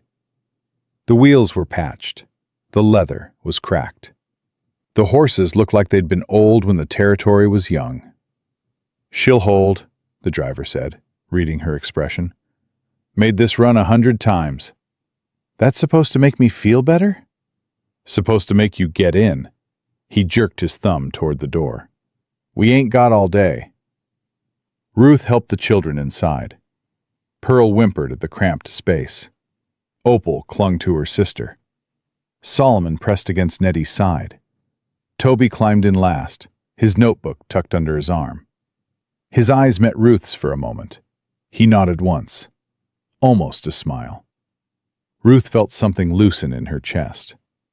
The drawing showed them making it, all of them, together. She had to believe that. She climbed inside. They'd been traveling for 3 hours when the shooting started. Ruth heard it first. A sharp crack that could have been a branch breaking. except branches didn't come in threes. Get down. She shoved the children to the floor. Stay down. Don't move. Clara was already at the window, peering through the cracked leather curtain. Riders, she said. 4 of them. Coming fast. Dawson's men? Can't tell, but they ain't friendly. The driver's voice came from above, tight with fear. Hold on back there. We're going to run. The coach lurched forward. Ruth braced herself against the wall, one hand on her knife, the other pressed against Solomon's back. Another gunshot. Closer this time. Someone shouted, "They're gaining!" Clara's voice was flat. The horses are too tired. Ruth's mind raced. 4 riders, 2 women, 6 children. No weapons except her knife and whatever Clara might be hiding. Bad odds. Terrible odds. The coach shuddered, tilted. Ruth heard one of the horses scream. "We're going over," Clara shouted. "Hold on to something." The world turned sideways. Ruth grabbed Pearl and Opal, pulled them against her chest, curled her body around them as the coach slammed onto its side. Wood splintered, glass shattered. Someone was screaming. Maybe her, maybe the children, maybe everyone. Then silence. Ruth opened her eyes. Dust. Blood. The taste of iron on her tongue. "Sound off." Her voice came out as a croak. "Is everyone okay?" "Mama." Pearl's voice, small and terrified. "Mama, I'm scared." "I'm here, baby. I'm right here." Ruth did a quick count. Pearl. Opal. Both breathing. Nettie, bleeding from a cut on her forehead but conscious. Solomon, pale and shaking but alive. Toby, already climbing toward the door above them. "Clara?" "Here." Clara's voice was strained. "My leg's pinned. I can't move." Ruth scrambled over the wreckage, found Clara trapped under a collapsed seat, her face white with pain. "Hold still." Ruth grabbed the wood. "I'm going to lift it." Footsteps outside, men's voices, getting closer. "There's no time," Clara said. "Take the children and run. I'm not leaving you. Ruth, listen to me." Clara grabbed her arm. "Those papers in Helena are the only thing that matters, the only thing that can save every child Pemberton and Dawson ever hurt. I don't care about papers. You have to care." Clara's grip tightened. "You have to finish this. For all of them. For Jessie. For me. Clara, go." Clara's voice cracked. "Please, Ruth. Go. Now." The coach door above them opened. A face appeared, silhouetted against the gray sky. "Well, well." The voice was familiar, cold, pleased. "What do we have here?" Dawson. Ruth's hand found her knife. "I wouldn't," Dawson said pleasantly. He raised a pistol, aimed it at Pearl's head. "I really wouldn't." Ruth froze. "That's better." Dawson smiled. It didn't reach his eyes. "Now, why don't you all come out where I can see you?" They climbed out one by one. Ruth first, her knife taken, her hands forced behind her back. Then the children, crying, shaking, herded together like animals. Then Clara, dragged from the wreckage, her leg bent at a wrong angle, her face gray with pain. Dawson walked a slow circle around them. His black coat was spotless. His boots were polished. He looked like he was attending a society function, not hunting children through the wilderness. "I have to admit," he said, "I'm impressed. You've led me quite a chase." Ruth said nothing. Pemberton was a fool. Dawson stopped in front of her. Careless, sloppy. I told him those children would be trouble, but did he listen? He's dead now. Ruth's voice was flat. "Does it matter?" "It matters because his death has created problems." Dawson's smile faded. "Questions, investigations. Federal marshals asking uncomfortable things. Good. No. Dawson leaned close. Not good. Not good at all. Because those questions lead to me. And I've spent 20 years building something in this territory. Something profitable. Something important. You sell children. I provide labor. There's a difference. There ain't. Dawson struck her across the face. Ruth tasted blood. I don't have time for moral debates. Dawson straightened his coat. Pemberton kept records. Copies of those records are in Helena, with a lawyer named Brennan. You're going to tell me exactly what Brennan has and where he keeps it. I don't know. Another blow, harder this time. Ruth's vision went white. I think you do. Dawson's voice was patient. I think you know quite a lot, Miss Ruth. And I think you're going to tell me everything. Ruth spat blood onto his polished boots. Go to hell. Dawson looked at his ruined boots, then at Ruth, then at the children. Bring me the small one, he said. The boy who's been sick. No! Ruth lunged forward. Two of Dawson's men grabbed her, held her back. No! Don't touch him! Don't you dare! One of the men dragged Solomon forward. The boy was crying, his thin body shaking with fear. Dawson knelt in front of him. Hello, little one. His voice was gentle. What's your name? Solomon didn't answer. His eyes were fixed on Ruth. His name is Solomon, Dawson said. 6 years old. Recently recovered from a fever, if I'm not mistaken. Leave him alone. He looks fragile. Dawson stood. The kind of boy who might not survive another hard journey. The kind of boy who might catch cold and simply fade away. He met Ruth's eyes. Tell me what I want to know, and the children live. All of them. I'll even let you go. You can disappear into the territory. Start over somewhere no one knows your name. And Clara? Mrs. Thornton stays with me. Dawson's smile returned. She has information I need. But the children? The children can be spared. Ruth looked at Clara. The woman's face was gray, her breathing shallow, but her eyes were clear. Don't, Clara mouthed. Don't tell him anything. Ruth looked at the children, at Pearl and Opal clinging to each other, at Nettie trying so hard to be brave, at Toby silent and watchful, at Solomon small and scared and depending on her to save him. She'd promised to protect them. She'd promised they'd make it to Helena. She'd promised Jesse she'd finish this. But promises didn't matter if they were all dead. The papers are in Brennan's office, she said, hidden behind a false panel in his desk. Dawson's eyes gleamed. See? That wasn't so hard. He nodded to his men. Bring them. All of them. We're going to Helena. You said you'd let them go. I lied. Dawson mounted his horse. Did you really think I'd leave witnesses? Ruth felt something cold settle in her chest. She'd made a terrible mistake. And now they were all going to pay for it. They traveled for hours. Ruth's hands were bound. Her face ached where Dawson had struck her. But she kept walking, kept moving, kept her eyes on the children. Nettie carried the twins. Toby walked alone, his face blank, but his eyes never stopping. Solomon stumbled along at the end of the line, barely able to stay on his feet. Clara was thrown over a horse, unconscious.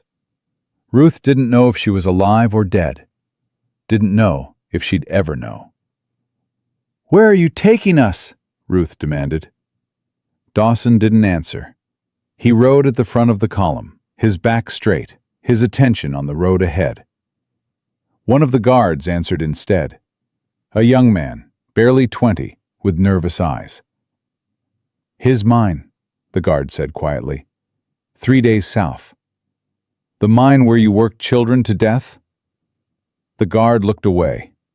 Ruth stored that information. A weak link. Maybe the only one. She kept walking. Night fell. They made camp in a rocky hollow, sheltered from the wind but exposed to the cold. The children huddled together for warmth. Ruth sat beside them, her bound hands useless, her heart burning with rage. Dawson approached. "Comfortable?" he asked. Ruth didn't dignify that with a response. "I want you to know," Dawson said, "that this isn't personal. You're simply in the way of something larger, something important. You sell children to die in mines. I build the future."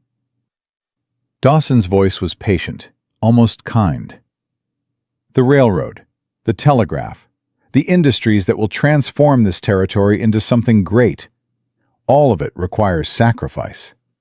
They're children. They're expendable. Dawson crouched before her. "Do you know how many children die every year in this country? From disease, from poverty, from simple bad luck? Hundreds of thousands. My mines take a few dozen. That don't make it right. Right has nothing to do with it. Right is a luxury for people who don't have to make hard choices." Ruth stared at him, at his expensive coat and his polished boots, and his eyes that saw children as numbers on a ledger. "You're going to die," she said quietly. "Is that a threat?" "It's a fact." Ruth's voice was steady. "Maybe not today, maybe not tomorrow, but someday, someone's going to stop you. And when they do, I hope I'm there to watch." Dawson laughed. A genuine laugh, almost warm. "I like you," he said. "In another life, you might have worked for me." He stood. "Get some sleep. We have a long journey ahead." He walked away. Ruth watched him go. Then she turned to Toby. The boy was watching her. His green eyes were bright in the firelight. Ruth leaned close. "Your notebook," she breathed. "Where is it?" Toby tilted his head, almost imperceptibly, toward the young guard, the nervous one who'd spoken to her earlier. Ruth understood. The guard had taken it, and Toby wanted her to get it back. She nodded once. Then she lay down beside the children and pretended to sleep. The guard's name was Daniel. Ruth learned this in the small hours of the night, when the camp was quiet, and Daniel was supposed to be watching, but instead was staring at the fire with empty eyes. She crawled toward him slowly, carefully, every movement a risk. He didn't notice her until she was beside him. "What?" He jerked, reaching for his gun. "I just want to talk." Ruth kept her voice soft. "Please, I just want to talk." Daniel hesitated. His hand stayed on his gun, but he didn't draw. "You should be sleeping." "Can't sleep." Ruth sat beside him. Too cold, too scared. Daniel said nothing. "How old are you?" Ruth asked. 19.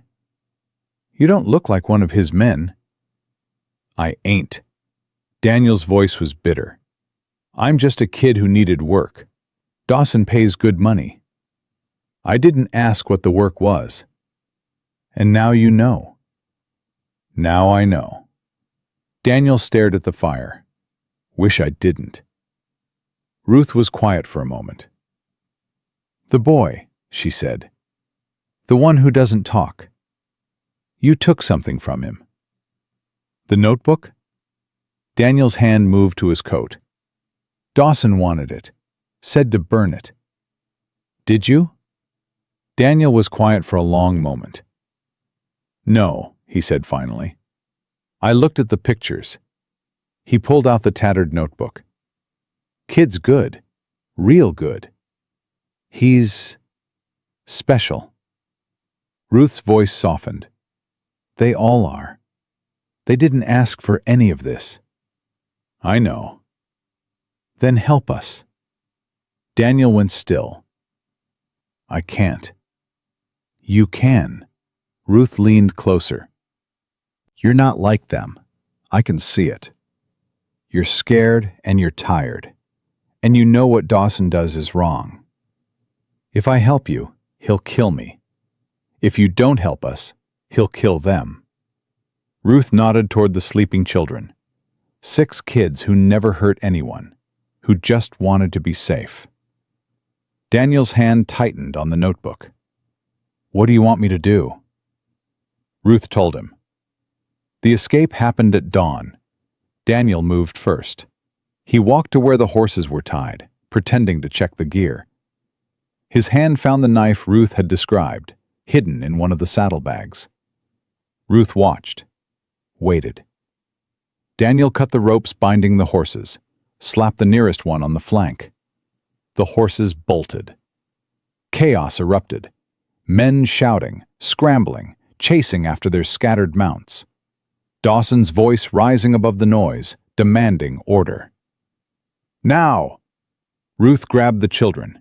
Nettie took the twins. Toby had Solomon. They ran. Behind them, gunshots. Daniel's voice shouting something Ruth couldn't hear. Then a cry, cut short. Don't look back. Ruth's voice was fierce. Don't stop. Don't look back. They ran into the gray morning, into the snow, into whatever came next.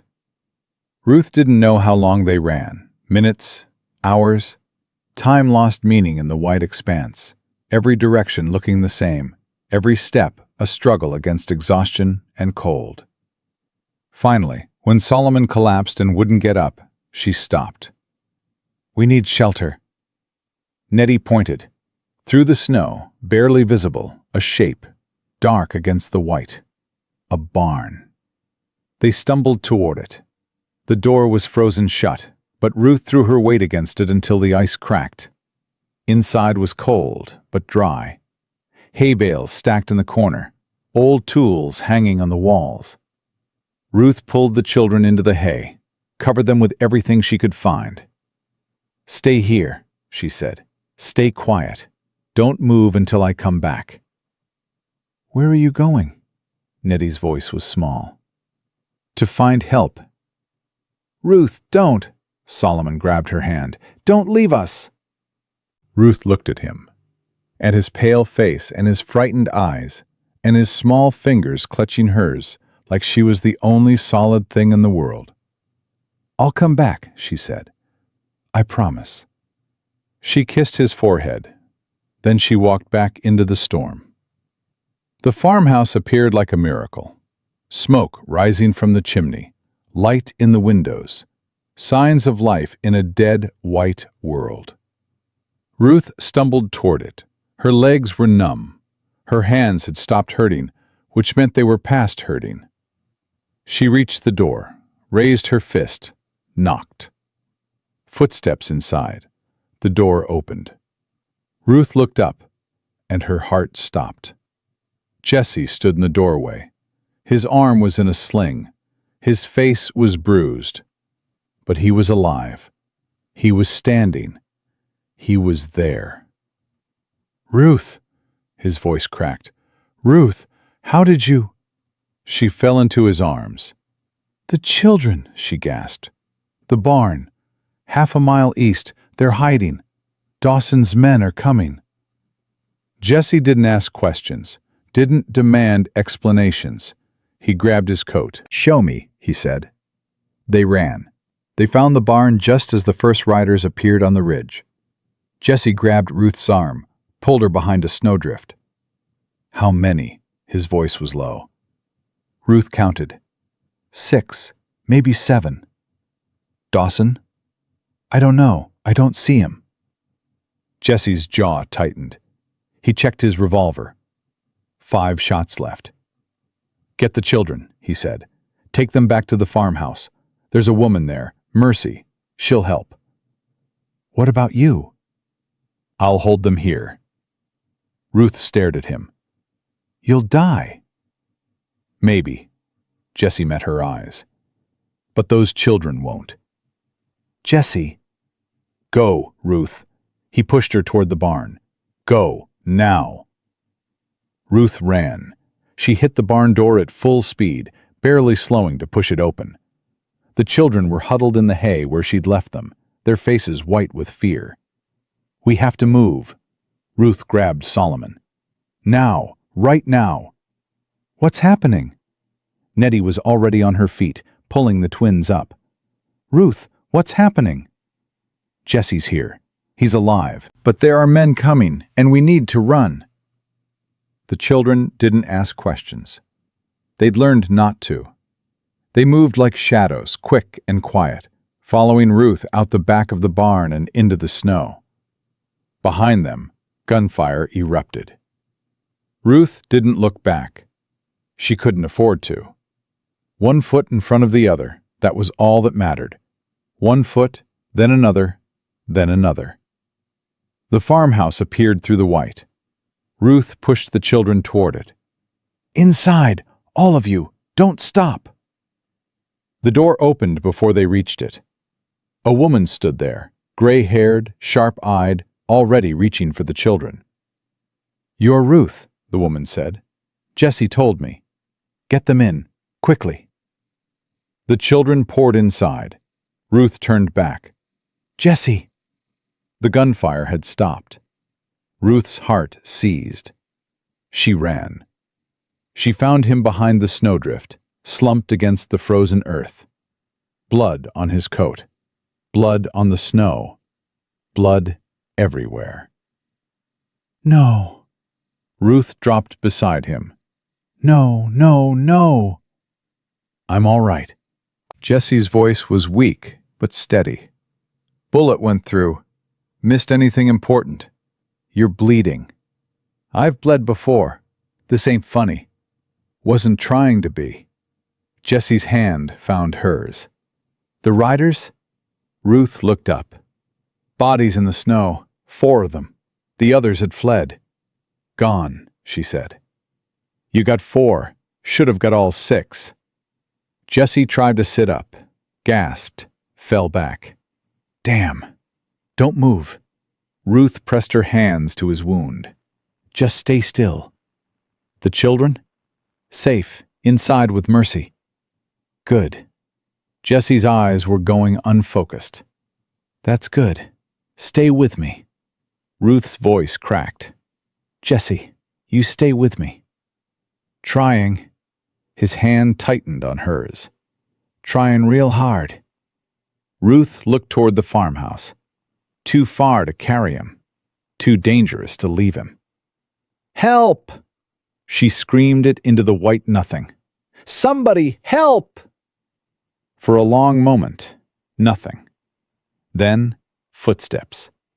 Mercy appeared, rifle in hand, her face grim. "He hit?" "Bad." Mercy didn't hesitate. She grabbed Jesse under one arm, nodded for Ruth to take the other. "On 3, she said. 1, 2. They lifted. Jesse screamed. The sound cut through Ruth like a blade. "Keep moving," Mercy said. "Don't stop." They dragged him through the snow, through the yard, through the door. Inside was warm. The children were huddled by the fire, their faces pale with terror. They watched as Ruth and Mercy laid Jesse on the kitchen table. "Nettie," Ruth snapped. "Hot water! Now!" The girl moved. "You," Mercy pointed at Toby. "Bring me the medicine chest from the bedroom. Brown leather." Toby ran. Ruth pressed her hands to Jesse's wound, feeling the blood pulse between her fingers. "Too much blood. Way too much. He's dying." "Not if I can help it." Mercy was rolling up her sleeves. "I've sewn up worse than this." "You're a doctor?" "I was a field nurse." Mercy pulled a needle from the medicine chest Toby had brought. "Civil War. Antietam. Gettysburg. Saw more blood in one day than most people see in a lifetime." She threaded the needle. "Hold him down." Ruth leaned across Jesse's chest. His eyes were open, glazed with pain. "This is going to hurt," Mercy said. a lot. She started sewing. Jessie screamed. Ruth held on. The surgery took an hour. When it was done, Jessie lay pale and still, his breathing shallow but steady. The wound was closed. The bleeding had stopped. Will he live? Ruth's voice was hoarse. If infection doesn't set in. Mercy wiped her hands on a bloody cloth. Next few days will tell. Ruth looked at Jessie's face.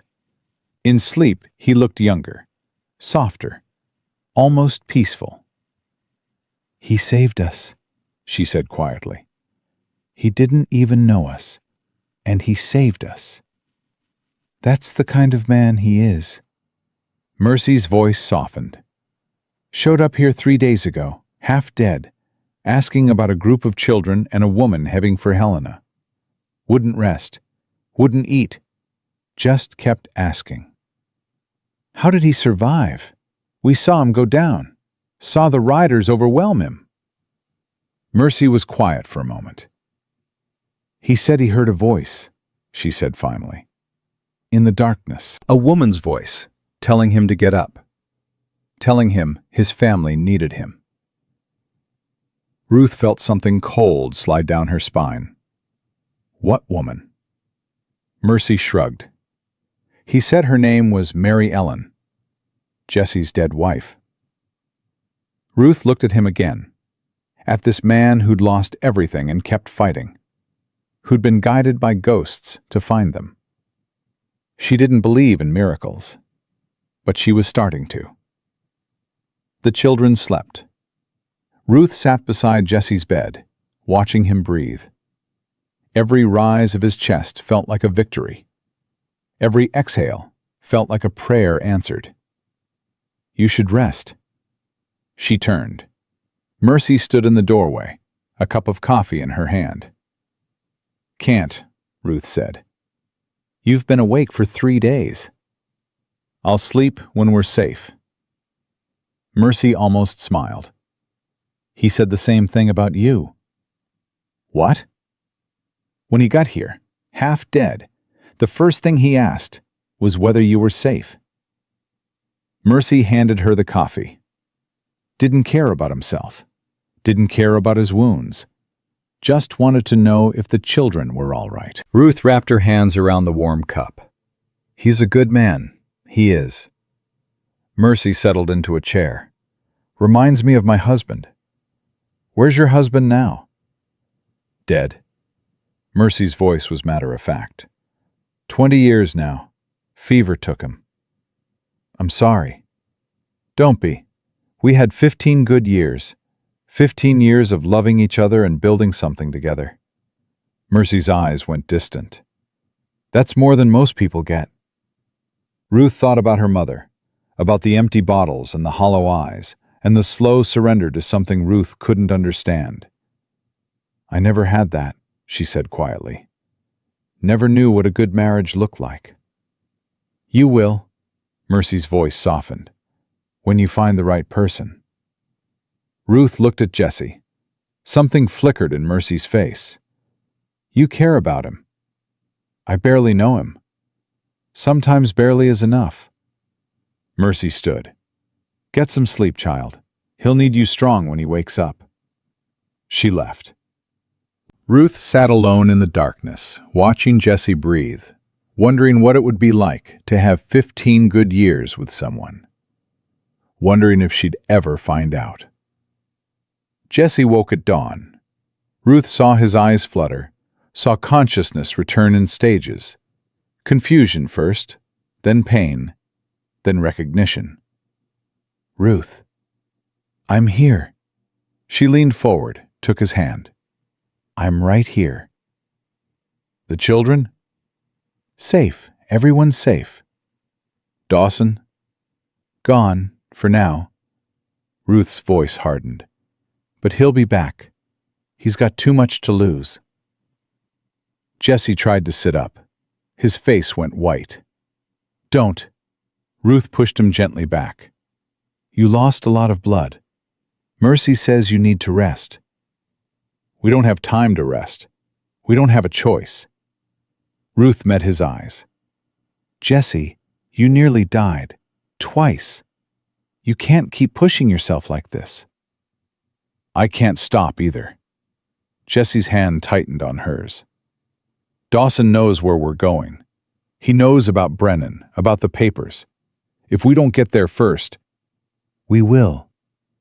How? I can barely stand. The children are exhausted. Clara is... His voice caught. Clara. What happened to Clara? Ruth looked away. Ruth. Dawson has her. Ruth forced the words out. She was hurt. Her leg. They took her when they took us. Jesse closed his eyes. Is she alive? I don't know. Ruth's voice cracked. I don't know, Jesse. I'm sorry. Silence stretched between them. Ruth could feel Jesse's grief, heavy and cold. Then he opened his eyes. We finish this, he said. We get to Helena. We get those papers. And then we find Clara. Jesse, she saved those children. She risked everything for them. For us. Jesse's voice hardened. I'm not leaving her with that monster. We don't even know where his mine is. We'll find out. Jesse tried to rise again. He collapsed back, gasping. You're going to kill yourself. Maybe. Jesse's eyes found hers. But I'm not going to abandon her. Ruth stared at him. At this stubborn, wounded, impossible man who kept throwing himself into danger for people he barely knew. Fine, she said finally. But you're not doing it alone. Wouldn't expect you to let me. Good. Ruth stood. Because you're stuck with us now. All of us. For the first time since he'd woken, Jesse almost smiled. Wouldn't have it any other way. They left 2 days later. Jesse could walk, barely. Mercy had given them supplies, horses, everything she could spare. She stood in the doorway watching them load up, her face unreadable. You sure about this? She asked Ruth. No. Ruth tightened a saddle strap. But sure don't matter anymore. Just doing. Mercy nodded slowly. Helena's 3 days' ride. Stay on the main road until you hit Miller's Pass, then cut north through the valley. Dawson's territory is to the south. We know. Do you? Mercy's voice sharpened. Because that man's not going to stop. He's got too much invested. Too much to lose. We know that too. Mercy studied her for a long moment. Then she reached into her coat and pulled out a folded paper. Take this. What is it? A letter. Mercy pressed it into Ruth's hands. To an old friend in Helena, Judge Wilson. He's honest. More importantly, he hates men like Dawson. How do you know him? Mercy almost smiled. I was his field nurse, saved his life at Gettysburg. He's owed me a favor for 20 years. Ruth looked at the letter, looked at Mercy. Why are you helping us? Because those children deserve better. Mercy's voice softened. And because I know what it's like to be alone, to have nobody willing to stand up. My husband and I, we couldn't have children. Always wanted them, prayed for them.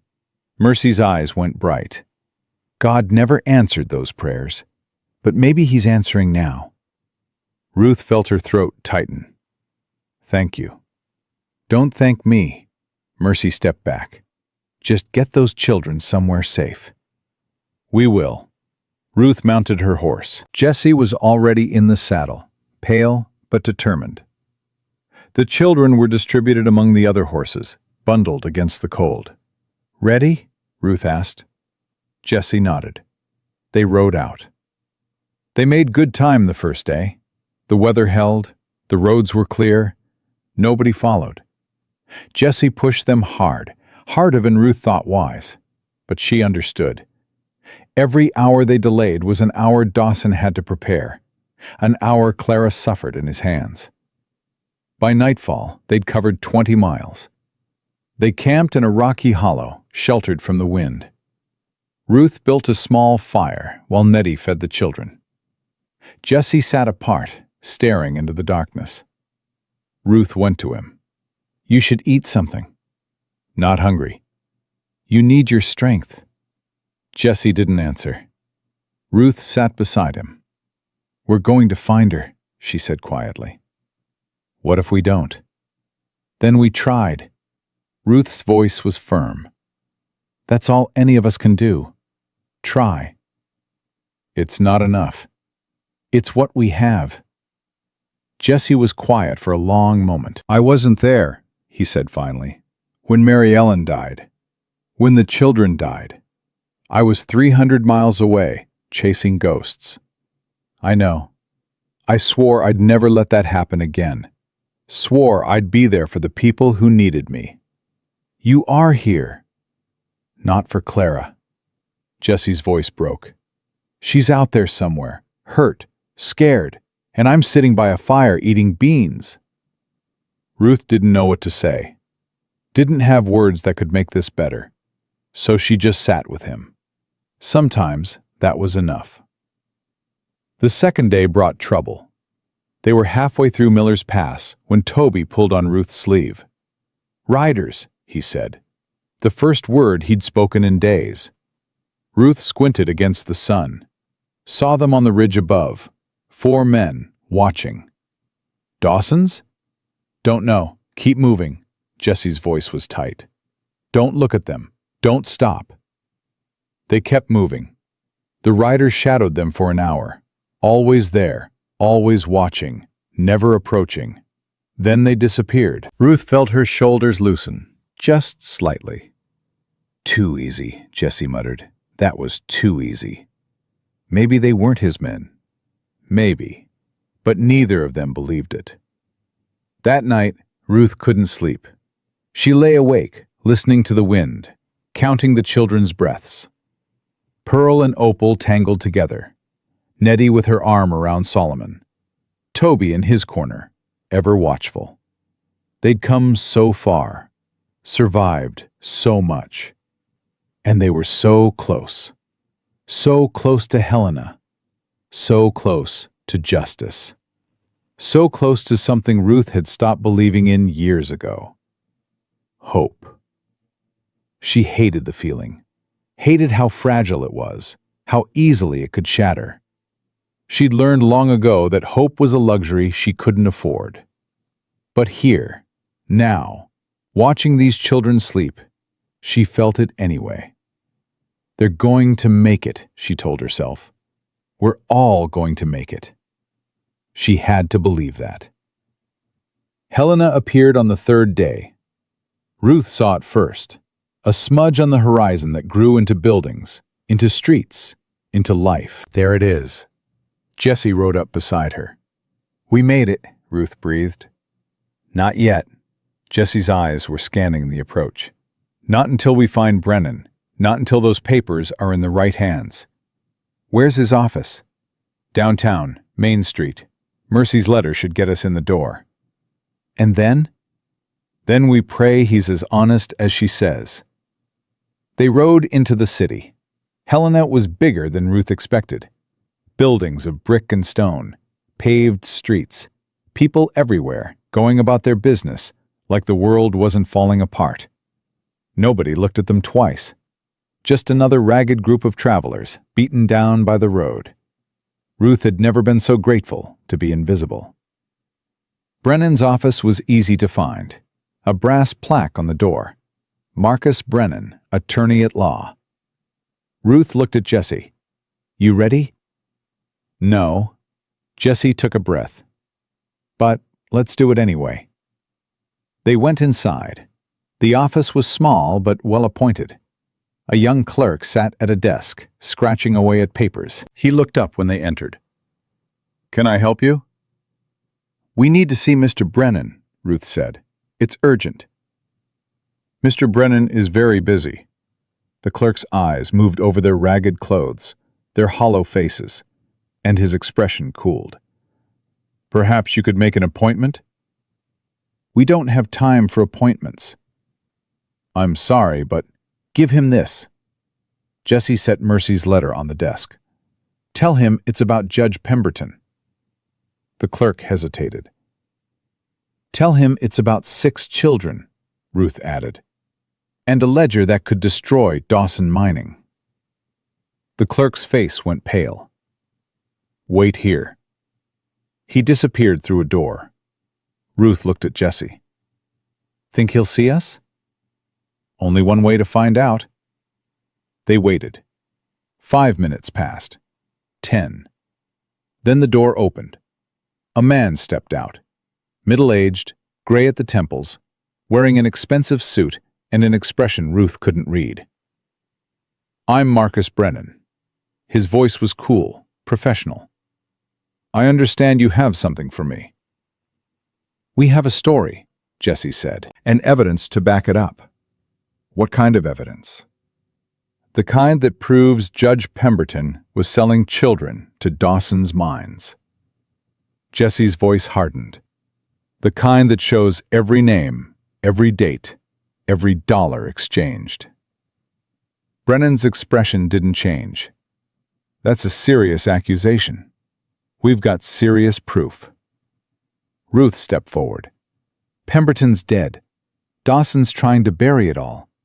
But you've got copies. Pemberton told us himself. Something flickered in Brennan's eyes. Come with me. He led them into his private office, closed the door. Sit.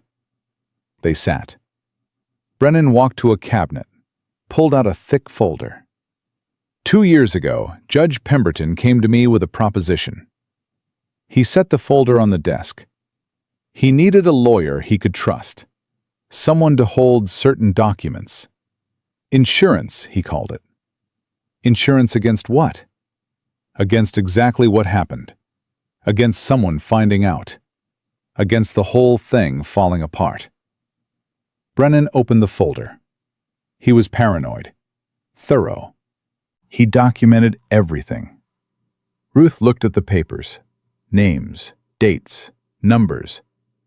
Just like the ledger she'd described to Dawson. You knew, she said. All this time you knew what he was doing. Brennan's jaw tightened. I suspected. But suspicion isn't proof. And without proof, you did nothing. I stayed alive. Brennan met her eyes. Do you know how many people have tried to expose Pemberton? How many ended up dead? So you just let him keep selling children. I waited for an opportunity. Brennan's voice hardened. For someone brave enough, or stupid enough, to bring me the missing pieces. And now you have them. Now I have them. Brennan closed the folder. This, combined with what I already have, is enough to destroy Dawson. Enough to put him away for the rest of his life. What about Clara? Jesse leaned forward. Clara Thornton. Dawson has her. I know. She's innocent. She's hurt. If we don't get her out... Mr. Carter. Brennan raised a hand. I've been building this case for 2 years, waiting, watching, preparing. And I have resources you don't know about. What kind of resources? Brennan almost smiled. Federal marshals. Brennan walked to the window, a dozen of them, waiting for my signal. Your signal? I told you, Pemberton was paranoid. He documented everything, including where Dawson's mine is, where he keeps his records, and where he takes his prisoners. You know where Clara is. I know where she was 3 days ago. Whether she's still there... Brennan's voice softened. That I cannot guarantee. Jesse stood. Take us there. Mr. Carter, you can barely stand. You've got 6 children who need protection. This is not a job for... Take us there, Jesse repeated. Or tell me where it is, and I'll go alone. Brennan studied him for a long moment. She must be very important to you. She's family, Jesse's voice cracked. And I've lost enough family already." The room went quiet. Then Brennan nodded. "The marshals move at dawn." He walked to the door. "If you insist on coming, be at the Federal Building by first light. We'll be there, Mr. Carter." Brennan paused, his hand on the doorknob. "What you've done, what you've all done, it matters. Those children are alive because of you. The truth is coming out because of you. It don't feel like enough. It never does." Brennan's voice softened. "That's how you know you're one of the good ones." He opened the door. "Now go get some rest. Tomorrow is going to be a long day." Ruth found a boarding house that would take them. The children were asleep within minutes, exhausted beyond measure. Jesse sat by the window, staring out at the city lights. Ruth sat beside him. "We did it," she said quietly. "We got here." "Half of it. The important half." Jesse shook his head. "None of it means anything if Clara dies." "She won't." "You don't know that." Ruth reached out, took his hand. "I know you," she said. "I know what you've done, what you've survived. If anyone can save her, it's you." Jesse looked at her. "How are you so sure?" "Because I've seen you do the impossible." Ruth's voice caught.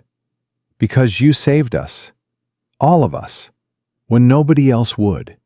Jesse was quiet for a long moment. Then his hand tightened on hers. "Thank you," he said softly. "For what?" "For believing, even when I couldn't." Ruth felt something warm spread through her chest. She'd spent her whole life believing in nothing but survival. But sitting here, in this moment, she started to believe in something else. In him. In them. In tomorrow. Dawn came cold and gray.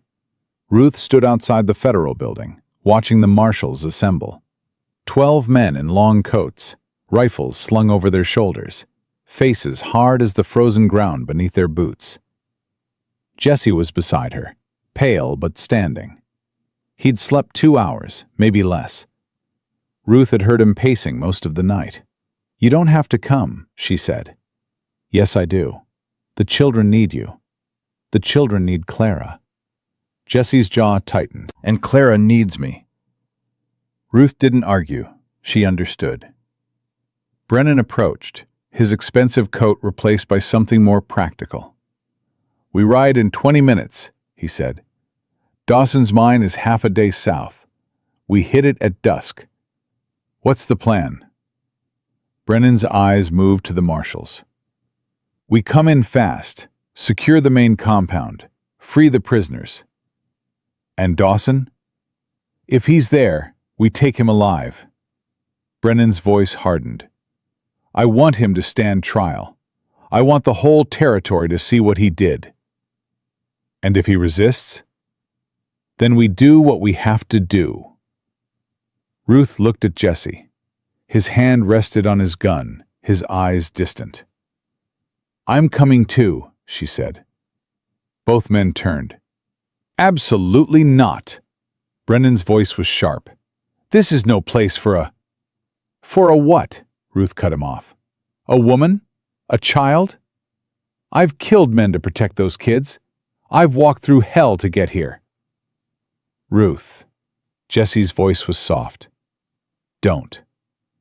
Ruth faced him. "Don't tell me to stay behind. Don't tell me to wait. I've earned the right to see this through." Jesse studied her for a long moment. Then he nodded. "She rides with us." "Mr. Carter?" Brennan started. "She rides with us," Jesse repeated. "Or I don't go at all."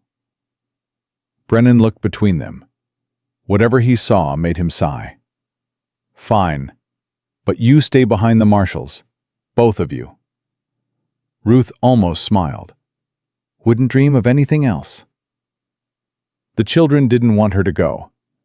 Pearl clung to her legs, crying. Opal hid behind Nettie.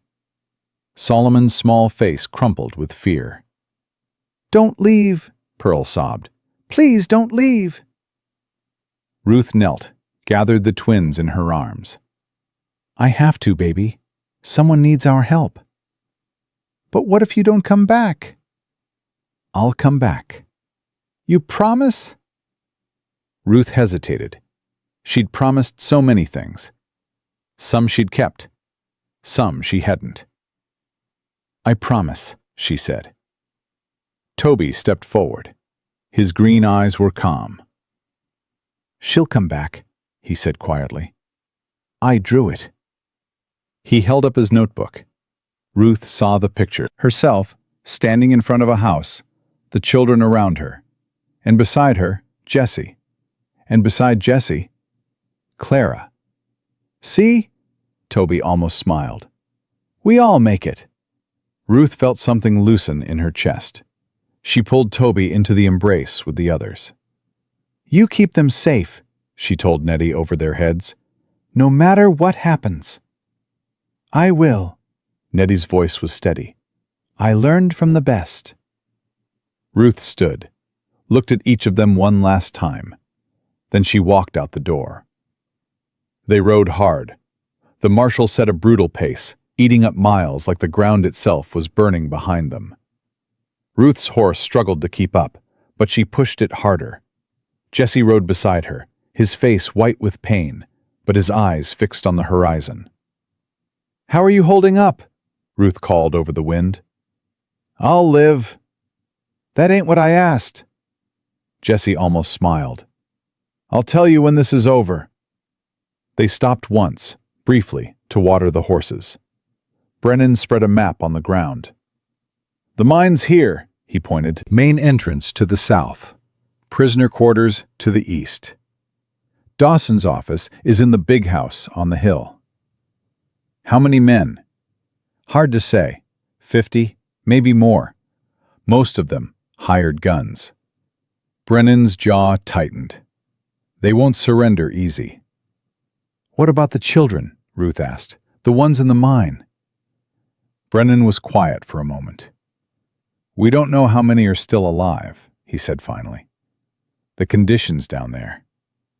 Ruth felt her stomach turn. We get them out. All of them. That's the plan. It ain't a plan, Ruth's voice hardened. It's a promise. Brennan met her eyes. Yes, he said. It is. The mine appeared as the sun began to set. Ruth saw the smoke first, black and thick, rising from a cluster of buildings in a valley below. Then the structures themselves, rough wooden shacks, a large house on the ridge, and the mine entrance, a dark wound in the earth surrounded by machinery and men. Hold here. Brennan raised his hand. The column stopped. We wait for full dark, he said. Then we move. Ruth dismounted. Her legs were shaking, but she forced them to hold. Jesse came to stand beside her. You ready? No. Me neither. He checked his gun. But we do it anyway. Ruth thought about the children back in Helena, about Toby's drawing, about all the promises she'd made. Yeah, she said. We do it anyway. They moved at midnight. The marshals split into 3 groups. One for the main compound, one for the prisoner quarters, one for Dawson's house. Ruth and Jesse went with the 3rd group.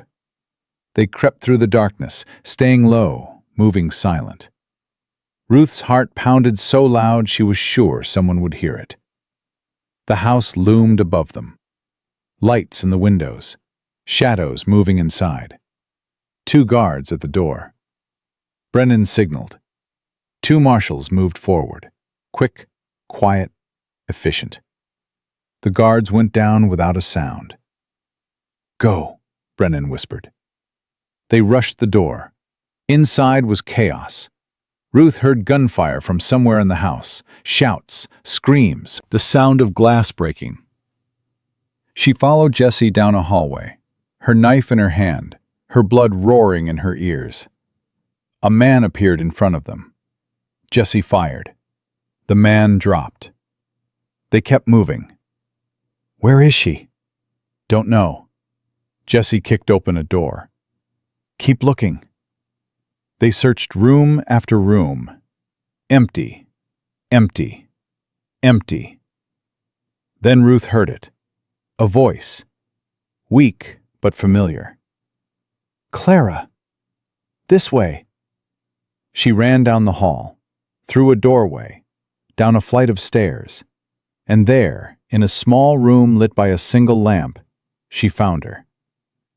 Clara was chained to the wall. Her face was bruised, her leg was splinted badly, the wound beneath it dark with infection. She was thin, pale, barely conscious, but alive. "Clara!" Ruth dropped beside her. "Clara, can you hear me?" Clara's eyes fluttered open. "Ruth?" Her voice was a whisper. "Is that—" "It's me." Ruth's hands were shaking as she worked at the chains. "It's me. I'm here." "The children?" "Safe. Everyone's safe." Clara's eyes filled with tears. "I knew you'd come," she breathed. "I knew. Don't talk." Ruth finally got the chains free. "Save your strength." Footsteps behind her. Jesse appeared in the doorway. His face went white when he saw Clara. "Oh God, help me!" Ruth grabbed Clara's arm. "We have to get her out." They lifted her together. Clara screamed. "I'm sorry." Jesse's voice broke. "I'm sorry, Clara. We have to move." They half carried, half dragged her up the stairs. The house was full of marshals now. Men running, shouting, securing rooms. The gunfire had stopped. Brennan appeared. "Did you find—" His eyes found Clara. "Jesus! She needs a doctor." "There's one coming from town." Brennan's face was grim. "Get her outside. The air's cleaner." They carried her to the yard.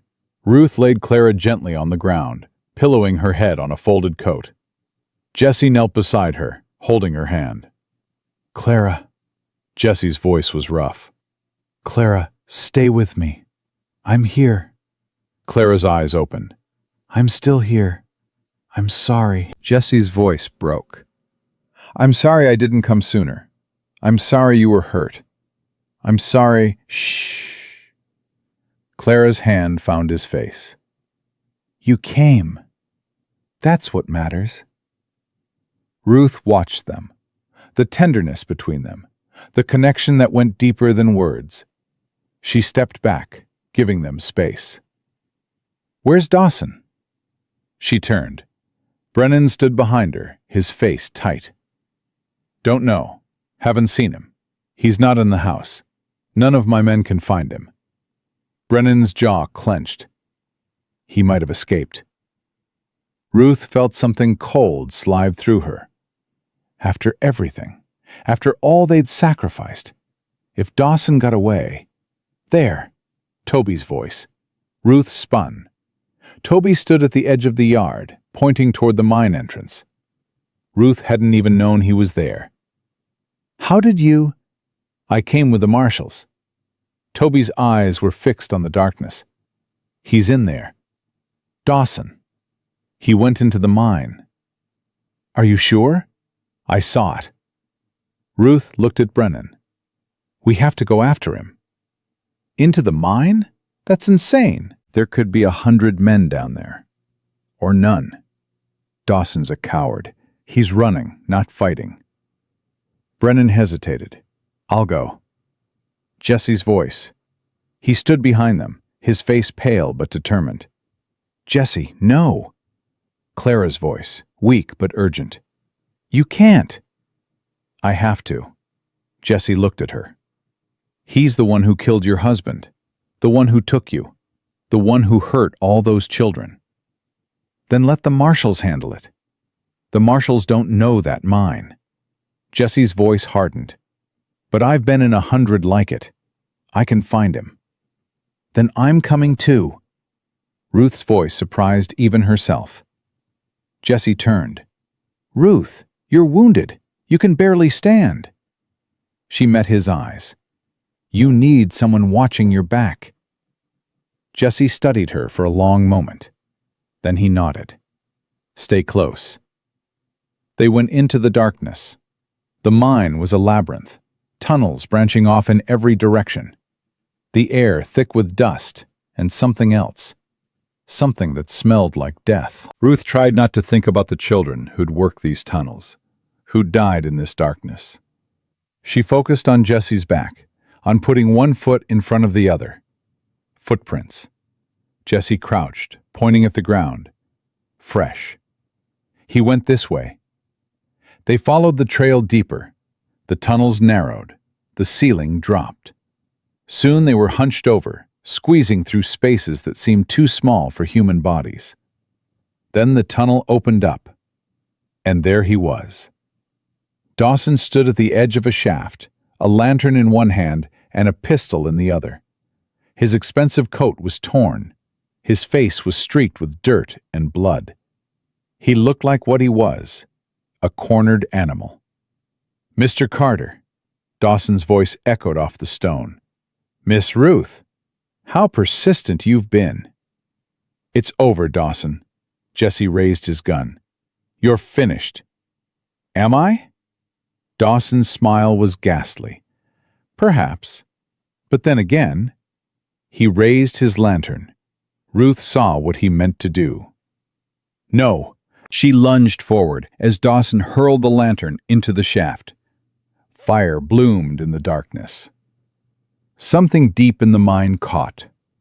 A rumble started, growing louder. The walls began to shake. "You'll kill us all!" Jesse shouted. "That's the idea." Dawson was laughing now, wild and broken. "If I can't have what I built, no one can."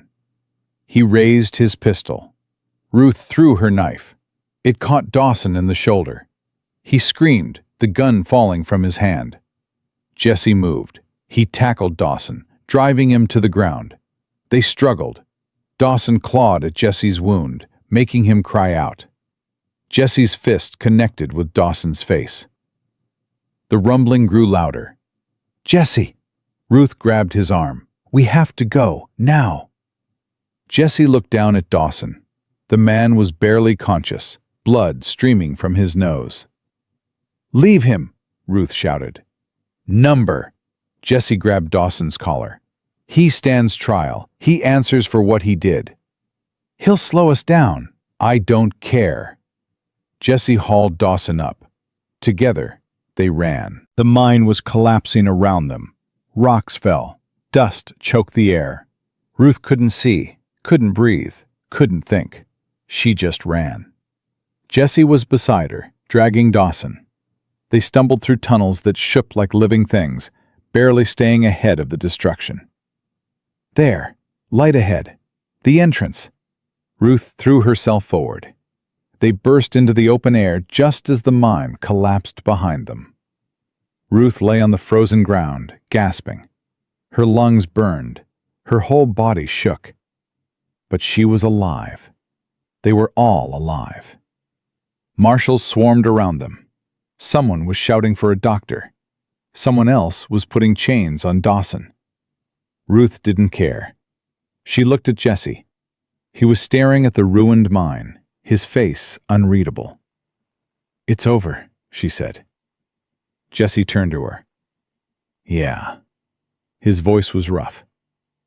"It's over." The trial lasted 3 weeks. Ruth sat in the gallery every day, watching as witness after witness took the stand. Survivors from the mine, farmers who'd lost their children, federal investigators with documents and ledgers and proof. Dawson sat in the defendant's chair, his face empty. He didn't speak, didn't react, just stared at nothing while his empire crumbled around him. The verdict came on a Tuesday. Guilty on all counts. The courtroom erupted. People cheering, crying, embracing. Ruth felt Clara's hand find hers. "We did it," Clara whispered. "Thomas did it." Ruth squeezed her hand. "We all did it." They walked out of the courthouse into bright sunlight. Jesse was waiting on the steps. He'd healed well in the past weeks. The color had returned to his face. His arm was out of the sling. He looked almost like a normal man, except for his eyes. His eyes still carried the weight of everything he'd seen. "Where are the children?" Clara asked. "With Mercy." Jessie almost smiled. "She's teaching Pearl and Opal to bake bread. Solomon's helping." "And Ruth?" Ruth shook her head. "I was here. Someone had to see it through." Clara looked at her, really looked. "You're remarkable, you know that?" "I'm tired," Ruth said. "That's what I am." "Then rest," Clara's voice softened. "You've earned it." Ruth thought about rest, about stopping, about letting go. She didn't know if she remembered how. They returned to Clara's farm. It had taken weeks to repair the damage. New windows, new doors, a fresh coat of whitewash on the walls. It looked like a home again. Ruth stood in the yard, watching the children play. Pearl and Opal chased each other around the well. Solomon sat on the porch, a book in his lap. Nettie was hanging laundry, humming to herself. Toby sat apart, drawing in his notebook. Always watching, always remembering. "Beautiful, isn't it?" Ruth turned. Jessie stood beside her, his shoulder almost touching hers. "Yeah," she said. "It is."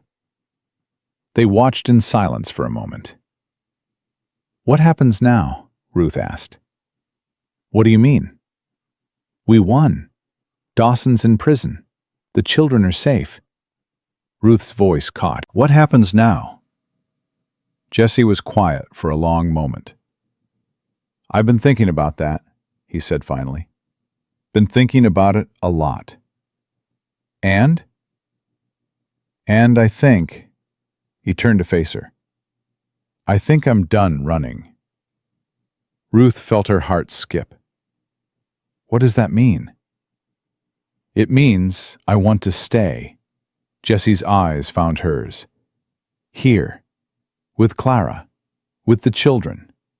He paused. "With you." Ruth couldn't breathe. "Jessie, I know I ain't much." Jessie's voice roughened. "I'm broken and scarred, and I've got more ghosts than one man ought to carry. But I've spent 4 years looking for something worth living for. And I found it." He reached out, took her hand. "I found it in a frozen church with 6 scared children and 1 fierce girl who wouldn't give up. I found it in a woman who'd lost everything and still kept fighting. I found it in a family that chose each other when nobody else would." Ruth felt tears sliding down her cheeks. "That ain't much?" Her voice cracked. "That's everything." "Then stay." Jessie's grip tightened. "Be part of this. Help us build something real." Ruth looked at the children, at Clara watching from the porch, at the farm that had survived fire and blood and betrayal. She thought about her mother, about the empty bottles and the lies and the fire that had taken everything. She thought about the years she'd spent running, surviving, never trusting anyone enough to stop. And she thought about what it might be like to finally have a home. "Yes," she said. Jessie's face transformed. "Yes?" "Yes." Ruth laughed through her tears. "I'll stay. I'll be part of this. I'll—" He kissed her. Ruth had never been kissed before. Not really. Not like this. It was gentle and fierce and full of promise. When he pulled back, she was shaking. "Took you long enough," she whispered. Jessie laughed. "I'm a slow learner." "Clearly." They stood there, holding each other, while the children played and Clara smiled and the sun warmed their faces. And for the first time in her life, Ruth let herself believe in tomorrow. Spring came early that year. Ruth woke to birdsong and the smell of coffee. She lay still for a moment, feeling the warmth of the blankets, the softness of the pillow, the solid presence of walls that wouldn't collapse. Home.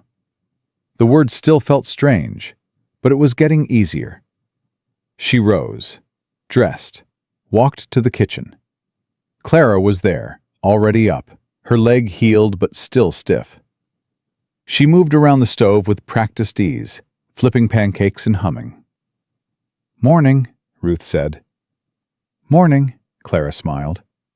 "Children are in the barn. Jesse's showing them how to saddle a horse." "All of them?" "Even the twins," Clara laughed, "though I think they're more interested in petting the horses than riding them." Ruth poured herself coffee. "Hard to believe it's been 6 months." "I know," Clara's voice softened. "Sometimes I wake up thinking it was all a dream. Then I hear those children laughing, and I remember." Remember what? That it was real. All of it. The pain and the fear and the loss. Clara turned to face her. "But also the love, the hope, the family we built from nothing." Ruth felt something warm spread through her chest. "We did build something, didn't we?" "We did." Clara crossed the room, pulled Ruth into a hug. "And we're going to keep building, every day, for as long as we have." Ruth held her tight. She'd never had a mother. Not really. Not one who held her and loved her and told her everything would be okay. But she had Clara now. That was enough. That was more than enough. The wedding was small, just family, just the people who mattered. Ruth stood beside Clara, watching as Jesse said his vows. His voice was steady, his eyes never leaving Clara's face. Clara cried. Jesse cried. Even Ruth cried, though she'd never admit it. The children stood in a row, scrubbed clean and dressed in their finest. Pearl kept wiggling. Opal held her sister's hand. Solomon watched with wide eyes. Nettie smiled like she'd never stop. Toby stood apart, as always, but his notebook was closed. His eyes were present. He was finally here, with them, part of something bigger than his visions. After the ceremony, they ate and danced and laughed until the stars came out. Ruth slipped away. She stood on the porch, looking out at the land that had become hers. The fields they'd planted, the fence they'd mended, the home they'd built with their own hands. Beautiful night. She turned. Jesse stood behind her, his coat off, his sleeves rolled up. "Yeah," Ruth said. "It is." He came to stand beside her. "You okay?" "More than okay." Ruth took a breath. "I was just thinking." "About what?" "About how far we've come." She looked at him. 6 months ago, I was starving in a frozen church with 6 dying children. Now you're home." "Yeah." Ruth's voice caught. "Now I'm home." Jesse put his arm around her. "You know," he said quietly, "I spent 4 years thinking my life was over, thinking I'd never feel anything again except guilt and rage. And now I wake up every morning grateful. For Clara, for the children, for this farm and this life, and—" he looked at her. "For you." Ruth felt her heart swell. "I ain't nothing special." "You're wrong." Jesse's voice was firm. "You're the strongest person I've ever met.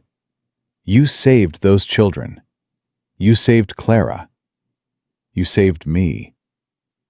"I didn't save anyone. I just didn't give up." "That's the same thing." Jesse turned her to face him. "That's exactly the same thing." Ruth looked into his eyes. She saw everything there.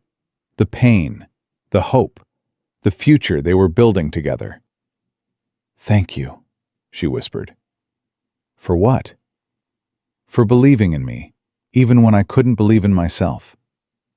Jesse smiled. "Always," he said. "Always and forever." The years passed. Ruth watched the children grow. Pearl and Opal became young women, quick-witted and fierce. Solomon grew tall and strong, the sickness of his childhood a distant memory. Nettie married a good man from town and had children of her own. Toby never stopped drawing. His pictures filled notebooks, then walls, then galleries. People came from miles away to see the boy who drew the future. Clara and Jesse grew old together. Their love deepened with each passing year, weathering storms and celebrating joys. When Jesse's hair turned gray, Clara teased him. When Clara's joints ached in winter, Jesse carried her to the fire. They were happy. Ruth found her own happiness in the farm she helped build, in the children she helped raise, in the family that had chosen her when no one else would. She never forgot where she came from, never forgot the frozen church, the empty bottles, the mother who couldn't love her enough to stay. But she learned that the past didn't have to define the future. She learned that broken things could be mended. She learned that love was a choice, made fresh every day, in every small act of kindness and courage. And when people asked her how she'd survived, how she'd kept going when everything seemed lost, she always gave the same answer. "You just don't stop," she'd say. "You put one foot in front of the other, and you keep walking. Because somewhere ahead, there's something worth walking toward." And she was right. The last day of Ruth's life came on a spring morning, 60 years after that frozen night in Cedar Falls. She was old now. Her hair was white. Her hands were lined with age. But her eyes were still sharp, still fierce, still the eyes of the girl who'd refused to let 6 children die. She sat on the porch of the farmhouse, watching the sunrise. The children were grown now, with children of their own, and grandchildren, and even a few great-grandchildren running around the yard. They'd come from all over to be with her. Pearl and Opal, gray-haired but still inseparable. Solomon, a doctor now, who'd saved more lives than he could count. Nettie, surrounded by her own brood. Toby, famous and beloved, his drawings hanging in museums. And standing beside Ruth, holding her hand, was Clara. Clara, who'd survived everything, who'd loved everything, who'd never stopped fighting for the family they'd built.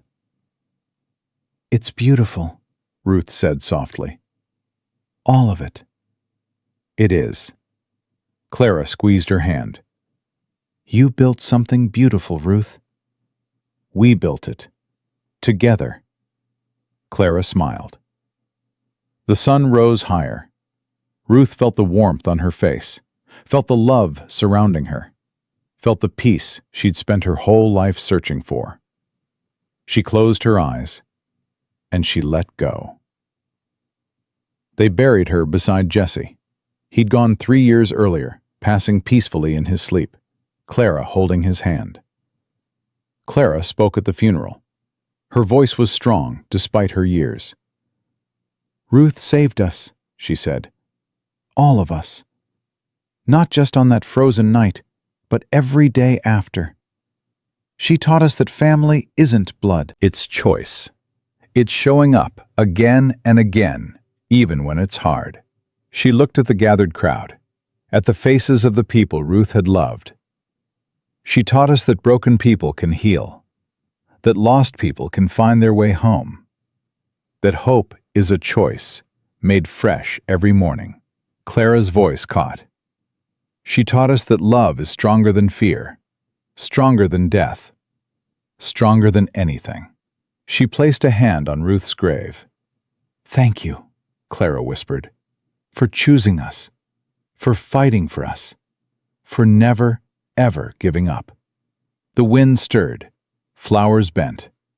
Somewhere, a bird sang, and the family Ruth had built stood together, remembering the girl who'd walked through fire and found something worth living for. They stood in the place she'd made for them. They carried her love forward. And they never stopped choosing each other, because Ruth had taught them that family was the one thing worth fighting for. Always. Thank you for staying with me, and for listening all the way to the end of this long and difficult story. Some stories are loud, filled with triumph and celebration. But others, like this one, move quietly through the night, carried in small moments that many people might never notice. A frightened child refusing to give up. A young girl pounding on a tiny chest with numb hands, believing life was still there. And somewhere in the darkness, a man who heard a cry that the rest of the town chose not to hear and decided to run toward it instead of away. Life rarely changes in grand, dramatic ways. More often, it turns on the quiet choices people make when no one is watching. A step taken when others stand still. A moment of patience when the world feels cold. A little bit of compassion offered in a place where it seemed to have disappeared. Perhaps that is why stories like this stay with us. Not because of the storm, or the fear, or even the cruelty that once filled that town, but because, in the middle of it all, someone chose differently, and sometimes that is all it takes. One person willing to listen, one person willing to care, one person willing to stop and run toward the sound of someone else's pain. Maybe that is what hope really looks like, not loud or shining, but quiet and stubborn, refusing to disappear, even on the coldest night. And if you listen closely, long after the story ends, you may begin to wonder about the small choices waiting in your own path, and the lives that might quietly change because of them.